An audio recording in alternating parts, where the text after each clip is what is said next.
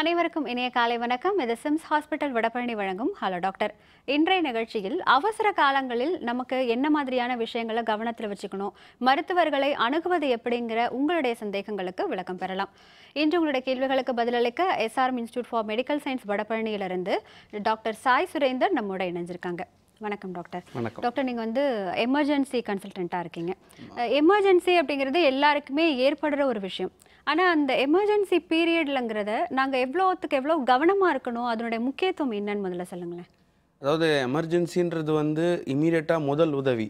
First அந்த 1 மணி நேரம் எதுவாக இருந்தாலும், ஃபஸ்ட்டு ஒரு செஸ்ட் பெயினாக இருக்கட்டும், இல்லைனா ஒரு ஆக்சிடெண்ட்டாக இருக்கட்டும், இல்லைனா எதுவுமே எந்த எமர்ஜென்சியும் ஒரு ஃபஸ்ட்டு நம்ம பண்ணுற அந்த ஃபஸ்ட்டு ஒரு 10 நிமிஷமோ 15 நிமிஷமோ விதின் 1 ஹவர்க்குள்ளே நம்ம எவ்வளோ அதை முயற்சி கொடுத்து நம்ம அது ஒரு செயல் நம்ம பண்ணுறோமோ அதுதான் வந்து அந்த பேஷண்ட் வந்து உயிரை வந்து காப்பாற்றுறதுக்கு ரொம்ப உதவியாக இருக்குது. ஸோ அதனால தான் அந்த ஃபஸ்ட்டு 1 ஹவர் தான் கோல்டன் ஹவர் சொல்கிறாங்க. ஸோ அந்த கோல்டன் ஹவர்க்குள்ளே வந்து நம்ம வந்து காப்பாற்றிட்டோம் அப்படின்னா chances of survival or chances of recovery is very high.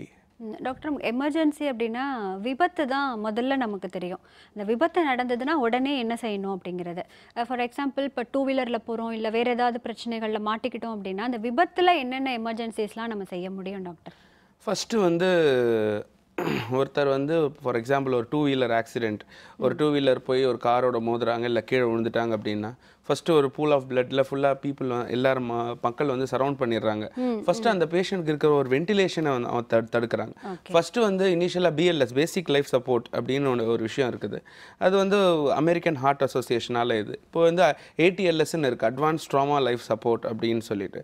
அதுவும் அமெரிக்கன் கைட்லைன்ஸ் தான் எல்லா ஹாஸ்பிட்டலுமே ஃபாலோ பண்ணுறோம். ஸோ இப்போ வந்து அந்த ஆக்சிடென்ட் நடக்கும் போது first ABC airway breathing and circulation. First வந்து அந்த பேஷண்ட் வந்து ஒரு சேஃபான இடத்துக்கு நம்ம ஷிஃப்ட் பண்ணணும். இப்போ நடு ரோட்டில் விழுந்தாங்கன்னா அது ஒரு சேஃபான இடத்துக்கு ஷிஃப்ட் பண்ணாதான் அது வந்து அந்த உயிரை எப்படி வந்து மற்ற இதுலேருந்து காப்பாற்ற முடியும் இல்லையா. நடு ரோட்டில் வந்து கண்டிப்பாக ஆக்சிடென்ட் நடக்கும். அது ஃபஸ்ட்டு சேஃபான ஒரு இடத்துக்கு எடுத்துகிட்டு போயிட்டு அதுக்கப்புறம் ரெண்டாவது வந்து அவங்க வந்து ப்ரீத் பண்ணுறாங்களா இல்லையா, இல்லைனா இப்போ சுயநனவோடு இல்லை அப்படின்னா இதெல்லாம் பார்க்கணும். ப்ரீத் பண்ணுறாங்களா இல்லையா, ப்ரீதிங் எப்படி இருக்குது, அது இல்லாமல் அவங்க வந்து கான்ஷியஸாக இருக்காங்களா இல்லையா. ஸோ வந்து என்னென்ன வேறு அவங்க எங்கேருந்து அவங்களுக்கு ரத்தம் போகுது. ஃபார் எக்ஸாம்பிள் தொடையில் அவங்களுக்கு கிழிஞ்சிருந்தா இமீடியட்டாக வந்து ஒரு துணியை கட்டி அந்த ப்ளீடிங்கை கண்ட்ரோல் பண்ணாலே மெயினாக வந்து அந்த உயிரை வந்து காப்பாற்றுறதுக்கான வாய்ப்புகள் ஜாஸ்தி. ஸோ அந்த எப்போவுமே வந்து எல்லாருமே ஒரு இன்றைக்கி காலகட்டத்தில் வந்து ஃபுல்லாக எல்லாருமே சுற்றி வேடிக்கை பார்த்துக்கிட்டு வந்து இப்போ ஆனால் வந்து ஒரு அவேர்னஸ் இன்க்ரீஸ் ஆகிருக்கு. இன்னைக்கு கூட பார்த்தீங்கன்னா ரோட்டில் ஆம்புலன்ஸுக்கு மக்கள் வந்து நிறையா வழி விடுறதை பார்க்குறோம். நல்லா அந்த அவேர்னஸ் இன்க்ரீஸ் ஆகிருக்கு. 108 நல்லா பண்ணிக்கிட்டு இருக்காங்க. ஸோ அந்த மாதிரி எமர்ஜென்சி சர்வீசஸ் வந்து இப்போ நல்லா இருக்குது. நம்ம எமர்ஜென்சியாக பார்த்தீங்கன்னா நல்லா we are doing it. ஆனாலும் ஒரு சின்ன பயமோ இல்லை ஒரு தயக்கமோ இருக்குது டாக்டர். நம்ம போய் ஹெல்ப் பண்ணுறோம் அப்படின்னா தேவையில்லாமல் நமக்கு பிரச்சனைகள் வந்துடக்கூடாது. ஏன்னா போலீஸ் கேஸ் அப்படிங்கிறது தான் முதல்ல இல்லை, அந்த தயக்கமே தேவையில்லை. ரீசெண்டாக வந்து சுப்ரீம் கோர்ட் வந்து சொல்லியிருக்கு, இந்த மாதிரி வந்து முதலுதவி எந்த பேஷண்ட்டுக்கு நீங்கள் முதலுதவி செஞ்சாலும் அது வந்து உங்கள் மேலே கேஸ் கொடுக்கக்கூடாது அண்ட் டாக்டர்ஸ் இமீடியட்டாக ட்ரீட்மெண்ட் ஸ்டார்ட் பண்ணோன்றது லேட்டஸ்ட் ஜட்ஜ்மெண்ட். ஸோ என்ன மக்கள் வந்து யார் ஆக்சிடென்ட் ஆனாலும் இமீடியட்டாக இருக்கிற மோஸ்ட் நியர்பை ஹாஸ்பிட்டலுக்கு அவங்க இமீடியட்டாக அவசர சிகிச்சைக்கு எடுத்துகிட்டு போனால் irrespective of the financial status எதுவுமே இல்லாமல் ஃபஸ்ட்டு உயிரை காப்பாற்றணுன்றது சுப்ரீம் கோர்ட்டோட லேட்டஸ்ட் ஆர்டர். ஓகே, ஸோ அதனால எந்த பிரச்சனையும் இல்லாமல் தைரியமாக செய்யலாம்னு நினைக்கிறேன். கண்டிப்பாக டாக்டர், நீங்கள் சொன்னது மாதிரி இப்போ மூச்சு வாங்குறதோ இல்லை அவங்க மூச்சு இருக்கான்னு பார்க்குறதோ இல்லை மயக்கமாக இருக்காங்களா இல்லையான்னு பார்க்குறதோங்கிறது ஒரு விஷயம். இப்போது அந்த மாதிரி அவங்களுக்கு நம்ம டிவிலெலாம் பார்த்துருக்கோம், ப்ரீத் பண்ண முடியாமல் கஷ்டப்படுறாங்க, இல்லை மூச்சை கொண்டு வரணும் அப்படின்னா நெஞ்சில் வந்து கையை வச்சு அடைக்கிறது, பம்ப் பண்ணுறது, இந்த மாதிரியான விஷயங்கள்லாம் செய்வாங்க. இதெல்லாம் ப்ராப்பராக செய்யணுன்னா அடிப்படையில் நமக்கே சில விஷயங்கள் தெரிஞ்சிருக்கணும் இல்லையா, தவறாக செஞ்சு வேறு மாதிரி மாறிடக்கூடாது. அதுக்கு நாம் ஏதாவது ட்ரைனிங் எடுத்துக்க முடியுமா, ட்ரைனிங்ஸ் ஏதாவது இருக்காங்கிறத பற்றி சொல்லுங்கள். அதற்கு முன்பு ஒரு நேயர் தொடர்பில் இருக்காங்க, பேசிடலாம். ஹலோ டாக்டர், வணக்கம். Hello madam. வணக்கம் மேடம். வணக்கம் சார், எங்கேருந்து பேசுகிறீங்க? Madam Thirumurugan madam. என்ன சந்தேகம் சார், கேளுங்க டாக்டர் கிட்ட. மேடம் எனக்கு வந்து பேசிட்டு இருந்தா கூட அடிக்கடிக்கு நெஞ்சு வலி வருது மேடம், மூச்சு வாங்குது. Okay sir. மூச்சு வாங்குது வந்து அடிக்கடி வலிக்குது மேடம். என்ன மேடம் காரணம்? உங்களோட கேள்விக்கு டாக்டர் பதில் சொல்லுவாங்க சார், கேளுங்க. மூச்சு வாங்குறதுன்றது வந்து எதனால அப்படின்னு தெரிஞ்சுக்கலாமா? உங்களுக்கு ஏதாவது ப்ரீவியஸ் ஹார்ட் ப்ராப்ளம் எதாவது இருக்குதா? இல்ல சார், அதெல்லாம் எதுவும் இல்லை சார். ஓகே. ஆஸ்மா ப்ராப்ளம் எதாவது இருக்குதா? ஆமா சார், சும்மா மூச்சு வாங்கினே இருக்கு சார். Okay fine. நீங்கள் எப்போ வந்து மூச்சு அதிகமாக வாங்குது? படி ஏறும் போது அந்த மாதிரி மூச்சு வாங்குதா? நடக்கும் போது மூச்சு வாங்குதா? எப்போ வந்து நடக்கும்போது சார். நடக்கும் போது மூச்சு அதிகமாக வாங்குது. Okay fine. என்னைக்காவது எப்பயாவது இசிஜி அது மாதிரி எதாவது எடுத்திருக்கீங்களா? இல்ல சார் எதுவும் இல்லை சார். Okay fine. ஸோ நீங்கள் வந்து இப்போ அந்த மூச்சு வாங்குறதுன்றது வந்து எதர் வந்து லங்ஸால் இருக்கலாம், இல்லைனா வந்து இருதயத்தால் இருக்கலாம். ஸோ ஒன்று உங்களுக்கு வந்து இந்த கோல்ட் கிளைமேட்ஸில் அதிகமாக மூச்சு வாங்கினா மோஸ்ட்டாக ஆஸ்மா ப்ராப்ளம் எதாவது இருக்கலாம். இல்லை வந்து உங்களுக்கு இருதயத்தில் ஏதாவது ஒரு இனிஷியல் ஸ்டேஜஸ் ஆஃப் கோளாறு இருந்ததுன்னா அந்த மாதிரி மூச்சு திணறல் அதிகமாக வாங்கலாம். ஸோ இது 2 தான் மேக்ஸிமம் காரணமாக இருக்க முடியும். ஸோ அது என்ன நீங்கள் அப்ராப்ரியேட்டாக நம்ம டயக்னோஸ் பண்ணோன்னா கரெக்டாக இருக்கும். பட் அடிவயிறு வலி அப்படின்றது வந்து வயிறு சம்மந்தப்பட்டது. அதுக்கும் வந்து ஹார்ட்டுக்கும் மோஸ்ட்டாக சம்மந்தம் இருக்காது. ஸோ அதுக்கேற்ற மாதிரி நீங்கள் இது பண்ணிங்கன்னா டாக்டர் அவங்க அந்த லைனில் ட்ரீட் பண்ணாங்கன்னா கண்டிப்பாக இதுக்கு ஒரு சொல்யூஷன் கிடைக்கும். நன்றி சார். டாக்டர் மற்றொரு நேயர். ஹலோ டாக்டர், வணக்கம். வணக்கம்ங்க. வணக்கம் சார், எங்கிருந்து பேசுறீங்க? நான் திருப்பூர்ல இருந்து சுந்தரமூர்த்தி பேசுறேன். நல்லது சார், என்ன சந்தேகம் கேளுங்க டாக்டர் கிட்ட. எனக்கு வந்து அம்மா பத்தி கேட்கணுங்க. அம்மா கொஞ்சம் ப்ராப்ளமா இருக்கு. கேளுங்க சார், டாக்டர் கேட்டுட்டு இருக்காங்க. Hello sir. சொல்லுங்கள். வணக்கம் சார், சொல்லுங்கள் சார். அதாவது அம்மாவுக்கு வந்து வயிறு தொப்புளாட்ட கொஞ்சம் பெருசா வீங்கின மாதிரி இருக்கு சார். முதல்ல பார்த்ததுக்கு அது அல்சர்ன்னு சொல்லிட்டாங்க சார். ஓகே. அவங்களுக்கு வந்து 63 வயசுக்கு மேல ஆகுது சார். இப்போ மூச்சு அதிகமா வாங்குது சார். மூச்சு அதிகமாக வாங்குது. ஓகே. அவங்களுக்கு கொஞ்சம் அதிகமா இருக்குது. ஓகே. என்ன ப்ராப்ளம், எங்க காமிக்கலான்ட்டு கேட்கலான்ட்டு, என்ன ப்ராப்ளமா இருக்குன்னு கேட்கலான்ட்டு சார். ஒன்றும் இல்லை. உங்களுக்கு சுகர் பிபி எதாவது இருக்கா? செக் பண்ணல சார். அது ஏன்னா இன்னைக்கு வந்து பார்த்தீங்கன்னா மோர் தென் ஒரு எவ்ரி தேர்ட் பர்சன் மூணில் ஒருத்தருக்கு கண்டிப்பாக சர்க்கரை இல்லைனா வந்து பிபி இருக்குன்றது லேட்டஸ்டான ஆய்வு. ஸோ கண்டிப்பாக வந்து நீங்கள் இன்றைக்கி இருக்கிற காலகட்டத்தில் கண்டிப்பாக சுகர் பிபி டெஸ்ட் பண்ணாமல் இருக்கக்கூடாது.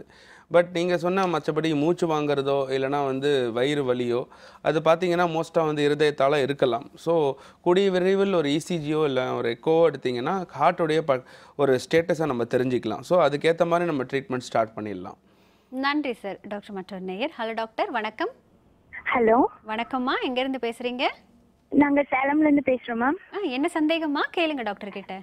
மேம் நல்லாவே இருக்கு, திடீர்னு வந்து தலைவலி ரொம்ப அதிகமாயிடுது. எதுலயும் கான்சென்ட்ரேட் பண்ண முடியல மேம். ஓகே. அதுதான் மேம், அதுக்கு என்ன ரீசனா இருக்கும் மேம்? தலைவலின்றது ஆக்சுவலாக பார்த்தீங்கன்னா 3 டைப் ஆஃப் தலைவலி இருக்குது. ஒன்று சைனசைட்டிஸ் அப்படின்ற ஒரு பிரச்சனையால். சைனஸ்ன்றது நம்ம தலையில் இருக்கிற சில ஸ்பேசஸ் அதில் ஏதாவது காற்றோ இல்லைனா வந்து தண்ணியோ அடைச்சிக்கிட்டு அதில் இருந்ததுன்னா சைனசைட்டிஸ் வரதுக்கான சான்சஸ் இருக்குது. முக்கால்வாசி பேருக்கு இன்றைக்கி வந்து நிறைய சான்சஸ் ஹெட்டேக் இருக்கிறதுக்கே வந்து காமனான ரீசன் சைனசைட்டிஸ். அதை தவிர்த்து மற்ற ஹெட்டேக்குக்கான மற்ற காசஸ் பார்த்திங்கன்னா ரத்த கொதிப்பு, அதாவது பிளட் ப்ரெஷர் நம்ம ரொம்ப நாள் செக் பண்ணாமல் இருந்தாலோ இல்லைனா வந்து கொஞ்சம் நம்ம வந்து உடம்பு அதிகமாக இருந்தாலோ இல்லைனா வந்து உப்பு அதிகமாக சேர்த்துக்கிட்டாலோ நம்ம சாப்பாடில் கண்டிப்பாக பிளட் ப்ரெஷர் அதிகமாகிறதுக்கான வாய்ப்புகள் இருக்குது. ஸோ பிளட் ப்ரெஷர் அதிகமாக இருக்கும் போது தலைக்கு போகிற அதாவது ரத்த குழாயில் வந்து ப்ரெஷர் அதிகமாக இருக்கிறதால மூளைக்கு போகிற ரத்தமும் அதிகமாகி நம்மளுக்கு ப்ரெஷர் இன்ட்ராக்ரீனல் ப்ரெஷர் அதிகமாகி அதனால் பிபி அதிகமாகலாம். ஸோ பிபி அதிகமாகும் போது கண்டிப்பாக வந்து நம்மளுக்கு தலைவலிங்க ரொம்ப ரொம்ப காமனான ரீசன். ஸோ நன்றிம்மா. டாக்டர் மற்றொரு நேயர். ஹலோ டாக்டர், வணக்கம். ஹலோ வணக்கம், எங்கேருந்து பேசுகிறீங்க? சென்னை. என்ன சந்தேகம் சார், கேளுங்க. அதாவது சைக்கிள் ரன் போட்டு போகும்போது நரம்பு அப்படியே இழுத்துக்குது முட்டியில. ஓகே. அந்த சைடு இருக்கு, அதே மாதிரி லெஃப்ட் சைடு கை வந்து அப்படியே நரம்பு இழுக்குது. நைட்ல தூக்கமே இல்லாம இருக்கேன். ட்ரீட்மெண்ட் பார்த்துட்டே இருக்கேன், பிசியோதெரபிலாம் போயிட்டு இருக்கேன். அது ரெகுலரா பண்ணணுமா என்ன சார்? வணக்கம் சார். இப்போ வந்து உங்களுக்கு வலது கை இடது கையில் வந்து கையும் காலும் ரெண்டும் ஒரே சைடில் உங்களுக்கு இருக்குதா இல்லைனா வேறு சைடில் இருக்குதா உங்களுக்கு? வேறு சார். லெஃப்ட் சைடு கை சார். லெஃப்ட் கை அண்ட் ரைட் கால் இல்லையா? ரைட்டு கால் வந்து ஏற்கனவே 1985 ஆப்ரேஷன் பண்ணியிருக்கேன். முட்டியில டிவி. ஓகே. எனக்கு வீசிங் வேற இருக்கு. Okay okay. என்ன வயசு இருக்கும் ஐயா உங்களுக்கு? எனக்கு 60 வயசு சார். 60 வயசு. அதாவது இது வந்து நரம்பு தளர்ச்சியாகவும் எடுத்துக்கலாம், இந்த நர்வஸ் டிஸார்டர் அப்படின்னு சொல்லுவாங்க. ஸோ அந்த டைமில் பார்த்தீங்கன்னா நம்மளுக்கு டாக்டருங்களாம் சில நியூரோபயன் அந்த மாதிரி டேப்லெட்ஸ் ஃபார் நர்வஸ் வீக்னஸ்க்கு கொடுப்பாங்க. இல்லைனா வந்து இந்த ஏர்லி ஸ்டேஜஸ் ஆஃப் ஆர்த்தரைட்டிஸ்னு கூட சொல்லலாம். ஸோ நீங்கள் வந்து அப்ராப்ரியேட்டாக ஒரு ஒரு ஆர்த்தோபெடிஷியன் இல்லை ஒரு ஸ்பைன் டாக்டரை பார்த்தீங்கன்னா உங்களுக்கு வந்து கண்டிப்பாக இதுக்கு ஒரு விடை என்னன்னு தெரியும். நன்றி சார். டாக்டர் மற்றொரு நேயர். ஹலோ டாக்டர், வணக்கம். வணக்கம்மா. வணக்கம் சார், எங்கிருந்து பேசுறீங்க? அம்மா திருவள்ளூர்லேருந்து பேசுகிறேம்மா நான். நல்லது சார், என்ன சந்தேகம் கேளுங்க டாக்டர் கிட்ட. எங்கள் ஒய்ஃபுக்கு உடம்புல எல்லாம் சாப்பிடல, ரொம்ப பிரச்சனையாக இருக்குதும்மா. உடம்புல ரொம்ப கட்டி இருக்கிற மாதிரி இருக்குன்னு சொல்கிறாங்க, ஒன்றுமே புரியல. டாக்டர்கிட்ட பேசணுமா? வேற ஏதாவது சந்தேகம் இருக்கா சார்? வேற ஒன்றும் இல்லைம்மா, எங்கள் மிஸ்ஸஸ் தான் உடம்பு சரியில்லைன்றாங்கம்மா. சரி, கண்டிப்பாக சார். இப்போது உங்கள் ஒய்ஃபுக்கு சுமாராக எவ்வளோ ஏஜ் இருக்கும் சார்? சார் 35 வயசு சார் அவங்களுக்கு. சரி, அவங்க சரியாக சாப்பிட மாட்டுறாங்க இல்லையா? ஆமாம் சார். ஸோ அவங்களுக்கு ஏதாவது அல்சர் ஏதாவது இந்த மாதிரி சொன்னாங்களா? ஏதாவது கேஸ்ட்ரைட்டிஸ் இல்லை கேஸ் ப்ராப்ளம்னு ஏதாவது சொன்னாங்களா? டாக்டர்கிட்ட போய் பார்த்துனா இருக்குங்க சார், எப்போ பார்த்தாலும் இன்ஜெக்ஷன் போட்டுருக்கோம். சரி, ஒன்றுமே புரியல சார், கொஞ்சம் ஹெல்ப் பண்ணுங்க சார். கண்டிப்பாக அதுக்கான தீர்வு கண்டிப்பாக இருக்குது. சில பேருக்கு வந்து ஆட்டோமேட்டிக்காக வந்து அப்பிடைட் காமனாக கம்மி ஆகுது இப்போ இந்த காலத்தில். So because of many reasons, நிறைய ரீசனால் ஸ்ட்ரெஸ், நம்ம அன்றாட வாழ்கிற வாழ்க்கை முறை, லைஃப் ஸ்டைல் மாடிஃபிகேஷன்ஸ் இப்போ லேட்டஸ்ட்டாக வந்ததால், அது இல்லாமல் fast food culture, so many factors are there. Because நம்ம அப்பிடைட் கம்மியாக வருது, இல்லைனா வந்து நம்மள ஒரு சோர்வை அடைய வைக்கிறதுக்கு கண்டிப்பாக வந்து இப்போ தைராய்டு வந்து எக்கச்சக்க பேருக்கு பாசிட்டிவாக இருக்குது, ஹைப்பர் தைராய்டிசம்னு சொல்கிறோம்.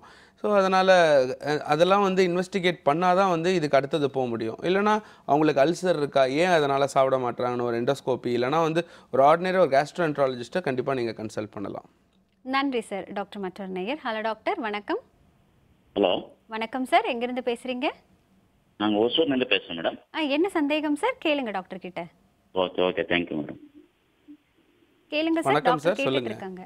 ஹலோ வணக்கம் சார், நாங்கள் ஒசூர்லேருந்து பேசுகிறேன். சொல்லுங்கள் சார். சார் இந்த பேக் பெயின் ஜாஸ்தி இருக்கு எனக்கு. ஓகே. அதனால என்ன problem? 50 years age. Okay. So எவ்வளோ நாளாக இந்த பேக் பெயின் உங்களுக்கு இருக்குது? எனக்கு ஒரு 15 days பேக் இருந்து இருக்கு சார். 15 டேஸாக இருக்குது. ஸோ நீங்கள் பைக் இது காமனாக ஓட்டுவீங்களா? பைக் இல்லைனா சைக்கிள் காமனாக ஓட்டுவீங்களா? இல்லை, பைக்கு ஜாஸ்தி ஓட்டுவோம் சார். பைக் ஜாஸ்தி ஓட்டுவீங்க. ஸோ உங்களுக்கு நீங்கள் படுக்கிற பெட் எப்படி இருக்குது? நீங்கள் ஹார்டாக பெட்டில் படுப்பீங்களா இல்லை சாஃப்டான மெத்தையில் படுப்பீங்களா? இல்லை கொஞ்சம் ஹார்ட் பெட் தான். ஹார்ட் பெட்டு தான். ஆமாம் சார். ஸோ உங்களுக்கு வந்து முதுகு தண்டில் எந்த இடத்துல பிரச்சனை இருக்குது? மேலேயா கொஞ்சம் அடியில் மேலே சார், இந்த ஷோல்டர் 2 சைடு, இந்த ஷோல்டரு. ஓகே. அந்த மேலே நின்று கொஞ்சம் பேக் பெயின் வரும் சார். அதான் நைட்டில் தான் கொஞ்சம் இதாக, நைட்டில் தான் கொஞ்சம் இதுவாக இருக்கும் இல்லையா? ஸோ உங்களுக்கு கொஞ்சம் ஏஜ் இருக்கிறதால கண்டிப்பாக வந்து ஆர்த்தரைட்டிஸ், அதாவது நம்ம ஸ்பைனல் ஆர்த்தரைட்டிஸ்ன்னு சொல்லுவோம். ஸோ அந்த மாதிரி ஒரு முதுகு தண்டு தேய்மானம் இருக்கலாம். ஸோ அதனால் வந்து நம்ம அப்ராப்ரியேட்டாக ஒரு ஆர்த்தோபெடிஷன் நீங்கள் பார்த்து கண்டிப்பாக அந்த தேய்மானத்தை அவாய்ட் பண்ணிங்க அப்படின்னீங்கன்னா கண்டிப்பாக உங்கள் வாழ்க்கை முறையை கொஞ்சம் திருப்பினீங்கன்னா கண்டிப்பாக அது சரியாகிறதுக்கான வாய்ப்புகள் இருக்குது. நன்றி சார். டாக்டர், நம்ம ஏற்கனவே பேசினது மாதிரி சில நேரங்களில் நம்ம செய்கிற ஒரு தவறான விஷயங்கள் அந்த பேஷண்ட்டோட உயிருக்கே ஆபத்தாக முடியலாம். அப்போது அந்த மாதிரி விபத்து நடக்கிற இடத்துல அவங்களுக்கு உதவி செய்கிறோம் அப்படின்ற பேர் வழியில் நம்ம ஏதாவது தவறாக செய்யக்கூடாது இல்லையா? அந்த நெஞ்சில் கை வச்சு அழுத்துறது, மூச்சு கொடுக்கறது, இதில் எதெல்லாம் செய்யலாம், இதெல்லாம் செய்யக்கூடாது டாக்டர்? அதாவது சிபிஆர்னு சொல்லுவோம். அதாவது சிபிஆர்ன்ற வந்து கார்டியக் மசாஜ். ஸோ அதாவது வந்து கையை ரெண்டாக வந்து ஃபோல்ட் பண்ணிக்கிட்டு நம்ம இந்த ஹீலில் வந்து நடுவில் ஸ்டர்னம்னு இருக்குது. ஸ்டர்னம்ன்றது ஹார்ட்டில் நம்ம செஸ்ட்லேயே இருக்கிற ரொம்ப ஸ்ட்ராங்கான போன். அதில் வந்து நம்ம வந்து சிபிஆர் கொடுக்கறது தான் வந்து ரொம்ப ரொம்ப பேஷண்ட்டுக்கு நல்லது. ஸோ இமீடியட்டாக ஹார்ட் எழுந்துக்கிறதுக்குன்றது வாய்ப்புகள் ஜாஸ்தி. ஏன் அப்படின்னா இப்போ இமீடியட்டாக ஒருத்தர் மயக்க போட்டு விழுந்துட்டார், பல்ஸ் இல்லை அப்படின்னா வெறும் 5 நிமிஷத்துக்கு கம்மியாக நம்ம வந்து மூளைக்கு நம்ம ரத்தம் ஓட்டம் இல்லை அப்படின்னா they will go into brain death. So அதனால் வந்து தான் அந்த சிபிஆரை இமீடியட்டாக உலகம் முழுக்க வந்து இந்த சிபிஆர்ன்றது எல்லா இடத்துலையும் தெரிஞ்சிருக்கு. இந்தியா வந்து ஓகே கொஞ்சம் கொஞ்சமாக நம்ம வந்து அது வந்து மக்களுக்கு தெரியுது. லாட் ஆஃப் ப்ரோக்ராம்ஸ் நாங்கள் பண்ணிக்கிட்டு இருக்கோம். அந்த மக்களுக்கு வந்து இந்த காமன் மேனுக்கு வந்து நம்ம ரெஸ்கியூ பண்ணுறதுக்கு எப்படி தெரியணுன்றதுக்காக நிறைய ப்ரோக்ராம்ஸ் நடந்துக்கிட்டு இருக்கு. ஏன்னா ஒரு பேசிக்காக இப்போ குழந்தைங்களுக்குலே வந்து ஸ்கூலில் வந்து இந்த சிபிஆர் கற்றுக் எப்படி பண்ணுறதுன்ற மாதிரி நாங்கள் எங்கள் சொசைட்டிலேருந்து பண்ணிக்கிட்டு இருக்கோம். அது இல்லாமல் வந்து எஸ்ஆர்எம்மும் வந்து எமர்ஜென்சிக்கு ரொம்ப ரொம்ப வந்து நல்ல ஒரு கேட்வே கொடுக்குறாங்க. ஸோ இப்போ காமன் மேனுக்கு இது வந்து தெரிஞ்சாதான் அவன், ஏன்னா இப்போ ஒரு ஆக்சிடென்ட் நடந்ததுன்னா ஃபர்ஸ்ட் பார்க்குறது ஒரு காமன் மேன் தான். அங்கே போலீஸ் கிடையாது, ஒரு டாக்டர் கிடையாது, யாருமே. ஸோ ஒரு காமன் மேனுக்கு அது ரீச் ஆனாதான் அது கண்டிப்பாக வந்து அந்த உயிரை காப்பாற்ற முடியும். ஏன்னா வந்து இப்போ ஃபர்ஸ்ட் ஒரு சிட்டியில் இருக்க ஒரு காமன் மேனுக்கு நம்ம டீச் பண்ணாதான் அப்புறம் கிராமத்தில் இருக்க ஒரு காமன் மேனுக்கு டீச் பண்ண முடியும். ஏன்னா எல்லா இடத்துலையுமே எமர்ஜென்சி இருக்குது. எவ்வளோ பேர் மயக்கம் போட்டு விடுறாங்க. அதாவது almost everybody is a diabetic. So அதனால் வந்து நிறைய ஹைப்போகிளைசீமியாஸ் இருக்கலாம், சுகர் லெவல் கம்மியாகி மயக்கம் போடலாம், ஒரு ஆக்சிடென்ட்டால் மயக்கம் போடலாம். ஸோ அதனால் வந்து அந்த அந்த அந்த முதல் உதவி நம்ம செய்யறதால ரொம்ப ரொம்ப யூஸ்ஃபுல் இருக்குது. நிச்சயம். இது குறித்து பேசணும் டாக்டர் ஒரு நேயர். ஹலோ டாக்டர், வணக்கம். ஹலோ வணக்கம்மா, எங்கேருந்து பேசுகிறீங்க? இங்கே பெரம்பூர்லேருந்து பேசுகிறேன். என்ன சந்தேகமா கேளுங்க. எனக்கு ஹை பிபி சுகர் இருக்கு. சில சமயத்து அலசுத்தர வந்து நினைவு இல்லாமல் போகிறது. ஓகேம்மா. கால் நரம்பு பயங்கரமாக இருக்குது. நின்றுட்டு சமையல் பண்ண முடியல, நிற்கவே முடியல. கால் ரைட்டு லெக் நரம்பு நிற்கவே முடியல. கால் வந்து எனக்கு சப்போர்ட்டிவாகவே இல்லை. ஹை பிபி, கொலஸ்ட்ரால், சுகர் எல்லாம் இருக்கு. 72 இயர்ஸ் சார். ஓகேம்மா, உங்களுக்கு சுகர் கடைசி எப்போம்மா டெஸ்ட் பண்ணீங்க? இப்போ டெஸ்ட் பண்ண இப்போ நார்மலாக இருக்கு. போன தடவை பண்ணும்போது 401 இருந்தது. கொஞ்சம் வாழைப்பழம் கொஞ்சம் சாப்பிடுவேன். ஸோ உங்கள் சுகர் கண்ட்ரோலில் நீங்கள் கண்டிப்பாக வச்சுக்கிட்டா இந்த ப்ராப்ளம்ஸ்லாம் கண்டிப்பாக அவாய்ட் பண்ணலாம். மெயினாக வந்து இது டயபெட்டிக் நியூரோபத்தின்னு சொல்லுவோம். ஸோ அந்த சர்க்கரை அதிகமாகும் போது நம்ம வந்து நரம்புகள் வந்து அது தேய்மானம், அந்த ஜாயின்ட்ஸ்லாம் அதிகமாகும் போது உங்களுக்கு வலிலாம் வந்து கொஞ்சம் அதிகமாக தெரியலாம். பட் பெரிஃபரல் நர்வ் எண்டிங்ஸில் வந்து கம்மியாக தெரியும். அதனால் வந்து அடி ஏற்பட்டாலும் வலியும் வந்து கம்மியாக தெரியும். பட் உங்களுக்கு வந்து இப்போ இருக்கிறது மெயினாக because of old age. So அதனால் வந்து இது கண்டிப்பாக வந்து சுகர் லெவல் கண்ட்ரோல் பண்ணியிருந்தீங்கன்னா நார்மல் ஆகிடும். நன்றிம்மா. டாக்டர் மற்றொரு நேயர். ஹலோ டாக்டர், வணக்கம். வணக்கம் மேடம். வணக்கம் சார். குமார் பேசுகிறேன் மேடம். என்ன சந்தேகம் சார்? கேளுங்க டாக்டர் கிட்ட. Okay madam. Hello doctor. சொல்லுங்கள் சார். வணக்கம். வணக்கம் சார். மேட்டூர்னு பேசுகிறேன் சார், குமார் சொல்லிட்டு. சொல்லுங்கள் சார். சார் இப்போ ஆல்ரெடி நான் வந்து டிரைவராக இருந்தேன் சார். ஒரு 5 இயர்ஸாக டிரைவராக இருந்தேன் சார். ஓகே. அப்புறம் பார்த்தாக்கா எனக்கு ரொம்ப அந்த பசி டைமுக்கு வந்து ரொம்ப அதிகமாக எடுத்துகிட்டு இருந்தது சார். ரொம்ப ஓவராக பசி, எவ்வளோ சாப்பிட்டாலும் பசி அடங்காதுங்க. ஓகே. அப்புறம் லேபில் போய் டெஸ்ட் பண்ணேன் சார். சுகர் இருந்தது சார், 185 இருந்ததுங்க. ஓகே. அப்புறம் டிரைவிங் லைனையும் மாற்றிட்டு இப்போ சார் நான் வேறு பிஸ்னஸ் ஆஃபீஸ் வேலைக்கு போயிட்டேன் சார். இப்போ நார்மல் 140 வந்துச்சு சார், டெஸ்ட்டில் வந்துச்சு சார். Okay, fine. அதான் இருந்தாலும் சார் இப்போ என்ன ஆகுதுனாக்கா நம்ம காலையில் எழுந்திரிச்சா டயர்டு வருது சார். ஓகே. அப்புறம் பார்த்தாக்கா அந்த பசி வந்து எவ்வளோ சாப்பிட்டாலும் அந்த பசி வந்து இப்போ அடங்கவே மாட்டேங்குது. எவ்வளோ சாப்பிடணும் போல தோணுது சார். என்ன சார் பண்ணலாம்? அதாவது நீங்கள் சொல்கிறது எல்லாமே சர்க்கரை வியாதியோடைய சிம்டம்ஸ் தான். சர்க்கரை வந்து உங்களுக்கு வந்து முன்னாடியே வந்திருக்கு. பட் ஆனால் நீங்கள் லேட்டாக உங்களுக்கு டயக்னோஸ் பண்ணியிருக்காங்க. ஏன்னா நீங்கள் டிரைவிங் அப்போது வந்து ஒரு ஸ்ட்ரெஸ்ஃபுல்லான ஜாப் இல்லையா? நைட்டு நிறைய நேரம் முழிக்கிற மாதிரி இருக்கும். நைட் டிரைவிங் இருக்கலாம், நேரத்துக்கு சாப்பிட முடியாது. ஸோ அதெல்லாம் பார்த்திங்கன்னா அது இல்லாமல் உங்கள் பெரியவங்க, உங்கள் அப்பா அம்மாவுக்கு யாருக்காவது சர்க்கரை இருந்திருக்கலாம். இந்த மாதிரி நிறைய ஃபேக்டர்ஸ் இருக்குது. நீங்கள் சர்க்கரை இருக்கும் போது நிறைய தண்ணி குடிக்கணும்னு தோணும், நிறைய சாப்பிடணும்னு தோணும். ஸோ அதுக்கெல்லாம் வந்து நம்ம அதிகம் பண்ணோன்னா வந்து சுகர் லெவல் நார்மலாக அதிகமாக தான் உங்களுக்கு அந்த சோர்வுலாம் வருது. ஸோ சுகர் லெவல் நீங்கள் நார்மலாக, நான் சொல்கிற மாதிரி சுகர் லெவல் நீங்கள் நார்மலாக வச்சுருந்தாலே, ஏன்னா சர்க்கரை வியாதின்றது இப்போ வந்து ஒரு வியாதின்னு சொல்ல முடியாது. அது ரொம்ப ரொம்ப ரெகுலராக காமன் ஆயிடுச்சு எல்லா குடும்பத்தில் எல்லாருக்குமே. ஏன்னா வந்து டெஸ்ட் பண்ணுறவங்களுக்கு தான் அது பாசிட்டிவ்னு தெரியுது. டெஸ்ட் பண்ணாத எவ்வளோ பேருக்கு சர்க்கரை இருக்கலான்றது ஒன்றுமே ஒரு டவுட் தான். ரொம்ப நன்றி சார். டாக்டர், நீங்கள் இப்போ இந்த மயக்கம் பற்றி சொல்லிட்டு இருந்தீங்க. இது வந்து இன்றைக்கி இருக்கிற ஸ்கூல்ஸில் வழக்கமாக நடக்கிற ஒரு விஷயமா இருக்கும். ப்ரேயர் டைமில் ஏதாவது ஒரு குழந்தை மயங்கி விழும், இல்லை ரோட்டில் நடந்து போயிட்டுருப்பாங்க, இல்லை சைக்கிளில் போயிட்டுருக்கிறவங்க திடீர்னு மயங்கி விழலாம். இந்த மாதிரி மயங்கி விழுந்ததை நம்ம பார்க்கும்பொழுது உடனே செய்யக்கூடிய முதலுதவிகள் என்ன அப்படிங்கிறத சொல்லுங்கள். அதற்கு முன்பு ஒரு சின்ன பிரேக் எடுத்துக்கலாம். நேர்களே, நிகழ்ச்சியை தொடர்வதற்கு முன்பாக சிறிய இடைவேளை.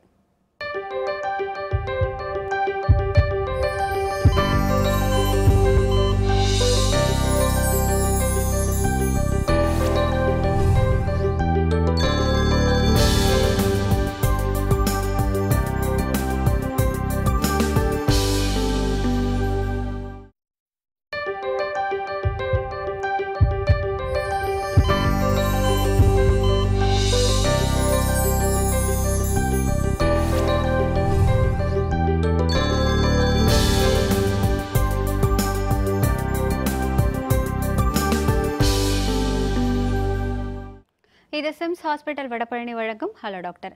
டாக்டர், இந்த திடீர் மயக்கத்துக்கு என்ன மாதிரியான ட்ரீட்மெண்ட்ஸ் ஃபர்ஸ்ட் எய்டாக கொடுக்கலாம் அப்படின்னு கேட்டிருந்தேன். இந்த திடீர் மயக்கம் வந்து எதனால் வருதுன்றதை பொறுத்து இருக்குது. ஃபஸ்ட்டு வந்து ஒரு குழந்தை for example morning school attend பண்ணும்போது திடீர்னு மயக்கம் அடித்து விடுறாங்க அப்படின்னா அவங்க சாப்பிடாததால தான் மெயினாக இருக்கும். அது ஒரு நேச்சுரல் ஒரு காமன் சென்ஸ். ஏன்னா வந்து காலைல அவசர அவசரமாக அவங்க ஸ்கூலுக்கு கிளம்பும் போது அம்மா எவ்வளோ தான் சொன்னாலும் சில பசங்கள்லாம் சாப்பிடாம வந்துடுறாங்க. ஸோ அவங்க வந்து சுகர் லெவல் கம்மியாகி நார்மலாக வந்து இந்த ப்ரேயர் பார்த்தீங்கன்னா சில ஸ்கூலில் 5 நிமிஷம் இருக்கும், சில ஸ்கூலில் ½ அன் ஹவர் இருக்கும். ½ அன் ஹவரால் விஸ்டாண்ட் பண்ண முடியாது. சில பேர் ஓப்பன் கிரவுண்டில் நிற்க வைப்பாங்க. இப்போ சன்லைட் பட்டு இன்னும் அவங்களுக்கு இன்னும் டீஹைட்ரேஷன் அண்ட் ஹைப்போக்ளைஸ் சுகர் லெவல் கம்மியாகி மயக்கடிச்சு விடலாம். ஸோ அதுதான் மெயின் குழந்தை லெவலில். பெரியவங்களில் பார்த்தீங்கன்னா வந்து அவங்க ஏற்கனவே சுகர் பேஷண்ட்டாக இருப்பாங்க, அதிகமான இன்சுலின் இல்லைனா சுகர் டேப்லெட்ஸ் எடுத்துக்கிட்டு சாப்பிடாம இருப்பாங்க. ஸோ ஆட்டோமேட்டிக்காக சுகர் கம்மியாயிடும். கம்மியாயிட்டு அவங்க மயக்கத்தில் போயிடலாம். ஏன்னா எமர்ஜென்சியில் நாங்கள் காமனாக பார்க்குறது ஹைப்போக்ளைசீமியா தான். ஒரு அன்எக்ஸ்பிளைன்டு ஒரு கிடினஸோ இல்லைனா மயக்கமோ வந்து இமீடியட்டாக நம்ம சுகர் செக் பண்ணோன்னா கம்மியாக இருக்குது, உடனே நாங்கள் வந்து சுகர் அதை கொடுத்துட்றோம். ஐவியில் கொடுத்தோன்னா அவங்க கண்டிப்பாக எழுந்துருவாங்க. இது வந்து ஹாஸ்பிட்டலுக்கு வந்த பிறகு தானே டாக்டர் செய்கிறது? அந்த ஸ்பாட்டில் என்ன செய்கிறது? அந்த ஸ்பாட்டில் இமீடியட்டாக வந்து தண்ணி தெளித்து அவங்கள வந்து அந்த மயக்கத்துலேருந்து எழுப்புறது தான் ஃபஸ்ட்டு. அப்படி வந்து எழுந்ததுக்கப்புறம் இமீடியட்டாக அவங்களுக்கு தண்ணியோ இல்லை சர்க்கரை போட்ட தண்ணியோ இல்லை சர்க்கரை ப்ளஸ் இப்போ பிபி கம்மியாக இருந்தது, அந்த மாதிரி வந்து அவங்க பிபி நார்மலாக லோ பிபி பேஷண்ட்டாக இருந்ததுன்னா கொஞ்சம் வந்து உப்பு சொல்யூஷனை கொடுத்தா கொஞ்சம் பிபி அதிகமாகும். ஸோ அவங்களுக்கு மற்ற என்ன காரணம் அப்படி நீங்கள் பண்ணி எழுந்துக்கலனா அது பிரச்சனை. ஸோ நீங்கள் மயக்கத்தில் இருந்து நீங்கள் எவ்வளோதான் கொடுத்தாலும் அவங்க அந்த தண்ணி தெளிச்சும் எழுந்துக்கலனா அப்போ what you can do is next அவங்க ப்ரீதிங் ஒழுங்காக பண்ணுறாங்களான்னு பார்க்கலாம். அப்போ வந்து ரொம்ப டென்ஷன் ஆகிடும் இல்லையா? இப்போ வந்து நீங்கள் வந்து மயக்கத்தில் இருந்த ஒரு பேஷண்ட் தண்ணி தெளித்து எழுந்துருவாங்கன்னு ஒரு நம்பிக்கை இருக்குது. ஆனால் அப்படியே எழுந்துக்கலனா we have to go to the next step, check the breathing, check அவங்களுக்கு பல்ஸ் இருக்கான்னு. ஃபஸ்ட்டு நீங்கள் வந்து இங்கே நாடியை பிடிச்சி பார்க்கலாம். ஸோ பல்ஸ் இருக்கா அப்படின்னு. இங்கே பல்ஸ் இல்லை அப்படின்னா கழுத்தில் இருக்கிற கரோட்டிட் பல்ஸ்ன்னு சொல்லுவோம். கழுத்தில் எல்லாருக்குமே இந்த ஹையார்ட் பாயிண்ட் பக்கத்தில் ஒரு கரோட்டிட் பல்ஸ்ன்னு இருக்கும், அங்கே செக் பண்ணி பார்க்கலாம். அங்கேயும் பல்ஸ் இல்லைன்னா அஃப்கோர்ஸ் நீங்கள் ஹார்ட் மசாஜ் ஸ்டார்ட் பண்ணி ஆகணும். தொடர்ந்து பேசலாம் ஒரு நேயர். ஹலோ டாக்டர், வணக்கம். வணக்கம் மேம். நகரத்துல இருந்து கணேஷ் பேசுறேன் மேம்.